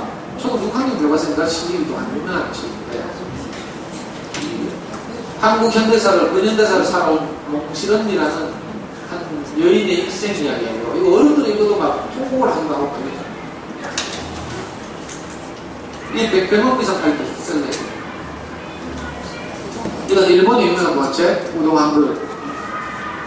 이건 어른을 위한 동화라고 하죠. 우리 아이 초등학교 때 제가 이 우동 한 그릇을 아이한테 읽어주면서 둘이 소파에 앉아가지고 얼마나 울었지. 그러니까 책이 아이와 소통하게 한다니까요. 그 책이 주는 감동. 그러니까 책 읽기는요, 아이가 일단 감동을 느껴야 돼. 아니면 재미를 느끼고, 둘 중에 하나를 느껴야지, 지식을 차곡차곡 쌓는 거거든요. 책 읽기 습관을 잡게 돼요. 그래서 책 읽기의 줄기는 뭐예요? 아까 말한 인문학이에요, 인문학. 그림책, 우리 옛 이야기, 신화, 그 다음에 글밥 적은 책, 글밥 많은 책, 성장소설, 그 다음에 일반적인 소설, 이렇게 읽어가는 거죠. 자, 이 과정을 통해서 역사, 과학, 뭐 사회 이런 식으로 관심이 확산되게 됐어요. 왜냐하면 사람 사는 이야기가 결국 그 사람을 배경으로 해서 5만 개 깔려있거든요. 여기도 보면 5만 시대적 배경이라는 게 깔려있어요. 그래서 자연스럽게 아이들의 관심이 확산되게 되어 있어요. 책 읽어주기가 중요하다는 얘기 시간이 다 돼서 생각합니다. 아까도 말씀드렸죠. 책 읽어주기가 그 아이의 책 읽기를 좌우한다. 이건 2010년도인가 KBS에서 학교가 무엇인가 다큐멘터리 10부작을 본 적이 있어요. 지금도 여러분들이 미니스크 내에서 구하실 수 있는데 거기 가면 7부작 다큐멘터리가 뭔가 하면 책 읽어주기가 책 읽기를 좌우한다. 세계적인 과학자들이 그걸 증명하고 있죠. 혹시 못 가신 분들은 우리 카페에 들으시면 보실 수 있어요. 자, 시간이 없으니까 엄마들이 이제 그냥 공짜로 애 잘 키우면 하면 안 되고요. 공부를 해야 돼. 그래서 아이가 책을 좋아하게 하려면 엄마들이 꼭 읽어야 될 책 세 권만 내가 뽑아왔어요. 가장 기본적인 책. 아이가 어리다면 또 동생들이 있다면 그림책이 아이들 인생에 얼마나 중요한지를 말해주는 어린이와 그림책 이라는 그림책 안내서예요. 자, 그 다음에는 우리 아이 책날개를 따라주자. 엄마들의 좋은 어린이책에 대한 시각을 교정해주는 가장 자극적인 책. 이것도 벌써 나온 지 15년 돼가지고 이거 모르면 반칙이죠. 아이 책 읽기 입문서예요. 잠순에서는 아주 유명한 베스트셀러가 됐죠. 우리 아이 책날개를 따라. 자, 이건 어떤 초등학교 선생님이 쓴 책이에요. 강백향이라는 수원에 있는 초등학교 선생님이면서 수원 지역 어린이 서점에서 오랫동안 단골로 활동하면서 엄마들끼리 모임을 만들어서 독서도 하고 이랬던 엄마가 자기 두 딸을 키운 이야기예요. 이분이 쓴 책을 보면 제가 깜짝 놀라는 것이 제가 우리 아이를 키운 경우하고 똑같아요. 좋아하는 책도 똑같고 무슨 말이냐면 좋은 어린이책이 딱 이렇게 어른들이 볼 때 다 공통적으로 느껴진다는 거죠. 그러니까 저하고 똑같은 코스를 거치면서 아이를 키웠더라고요. 그래서 이 엄마가 쓴 책의 제목이 초등공부 독서가 됩니다. 물론 독서 중에서 강조하기 위해서 한 것이지만 이게 절대 지나친 말이 아니에요. 책 읽기를 충분히 좋아하지 않고는 우리가 학습 영역에서 잘하기 어렵죠. 물론 뭐 공부 잘한다고 다 행복해지는 아니지만 일단 학습 영역에서만 말씀드립니다. 자, 마지막으로 제가 오늘 다 말씀 못 드렸죠. 시간이 쫓기고 이래서 제가 지금 원래 30개 초등학교를 갔는데 그 중에 25개 초등학교가 저보고 잠순의 엄마표 영어문법 우리 아이 특성만 영어문 시작하기라는 교육청 관련 교재가 있거든요. 거기 이제 가서 영어 강의도 하고 어린이 서점에서는 한 학기 동안 그 이야기를 상세하게 해요. 혹시 관심이 있으시면 다음 카페 대구 부모교육부서 검색해서 들어오시면 제가 어린이 서점에서 한 강의나 이런 것들을 그냥 보실 수 있습니다. 동영상도 있고 mp3도 있고 다음 카페 대구 부모교육부서 검색해 주시면 되고요. 제가 지난 한 5, 6년 동안 모든 강의가 동영상으로 촬영돼서 다 올라가 있고요. 네가 너 카페 회원 들으려고 한 거 아이가? 이런 거는 우리 카페 오지 마시고 그냥 사시겠지. 아니면 그냥 사기 싫으면 유튜브 가시면 돼요. 유튜브 가서 잠순의 영어 이렇게 검색하시면 제 강의밖에 없어요. 우리나라에서 잠순의 영어 공부 강의를 하는 사람 딱 두 사람밖에 없어요. 하나는 잠순 운영자. 이분은 온라인에서 이제 돈을 벌어야 되잖아요. 그래서 오프라인에서 강의를 공개하거나 이런 게 없어요. 책을 발간하면 뭐 백화점 같은 데 가서 강의 납품하고 아니면 평소에 잠순의 회원들 대상으로 강의를 특강을 하고 이러는데 유튜브 가서 잠순의 검색하시면 제 강의밖에 안 걸려요. 그래서 카페 들어오기 싫으신 분은 유튜브에서 제 강의를 들으시면 됩니다. 혹시 조금이라도 여러분들 아이들 키우는데 도움이 되었으면 하는 마음으로 말씀드렸습니다. 저 오프라인 강의를 들어오셔도 되고요. 어린이집 네이버 블로그 호시오치 검색하시면 매주 금요일 11시 예. 오늘 무슨 요일이죠? 화요일이구나. 예. 매주 금요일 11시 되면 그 어린이 서점 호시오치라는 거 가서고 송년도 있어요. 지하철 1호선 다니는 거. 거기서 제가 늘 어머니들하고 아이 키우기에 관해서 이런저런 그 정보를 나누고 강의를 하고 있습니다. 더운데 잘 들어주셔서 감사하고 카페 오셔서 혹시 뭐 궁금한 게 있다면 질문하셔도 되고요. 다음에 또 인연이 이어졌으면 좋겠습니다. 작년에 제가 이 학교 왔거든요. 원래 알아요? 그래요? 원래 교육청에서는 왔더니까 또 그러면 안 돼. 교육청에서 그렇게 선생님들한테 자꾸 강조를 해요. 근데 우리 방초초등학교는 저를 또 불러주셔가지고 작년에 제가 무슨 이야기 했어요? 또 책 이야기 했어요? 저는 하도 영어 이야기 하고 다니니까 이제 일부러 책 이야기 하거든요. 아, 진작 했었는데 딴 이야기 하죠. 수학 공부 이야기 PPT 갖고 왔는데. 하여튼 내년에 또 부르실까? 내년에는 이제 책 이야기 그만하고 뭐 수학 공부 이야기, 아이들 살리는 수학 공부 이런 걸 들어야 생각해보니까 제작되는데 그죠? 네. 꼭 내년에도 불러주세요.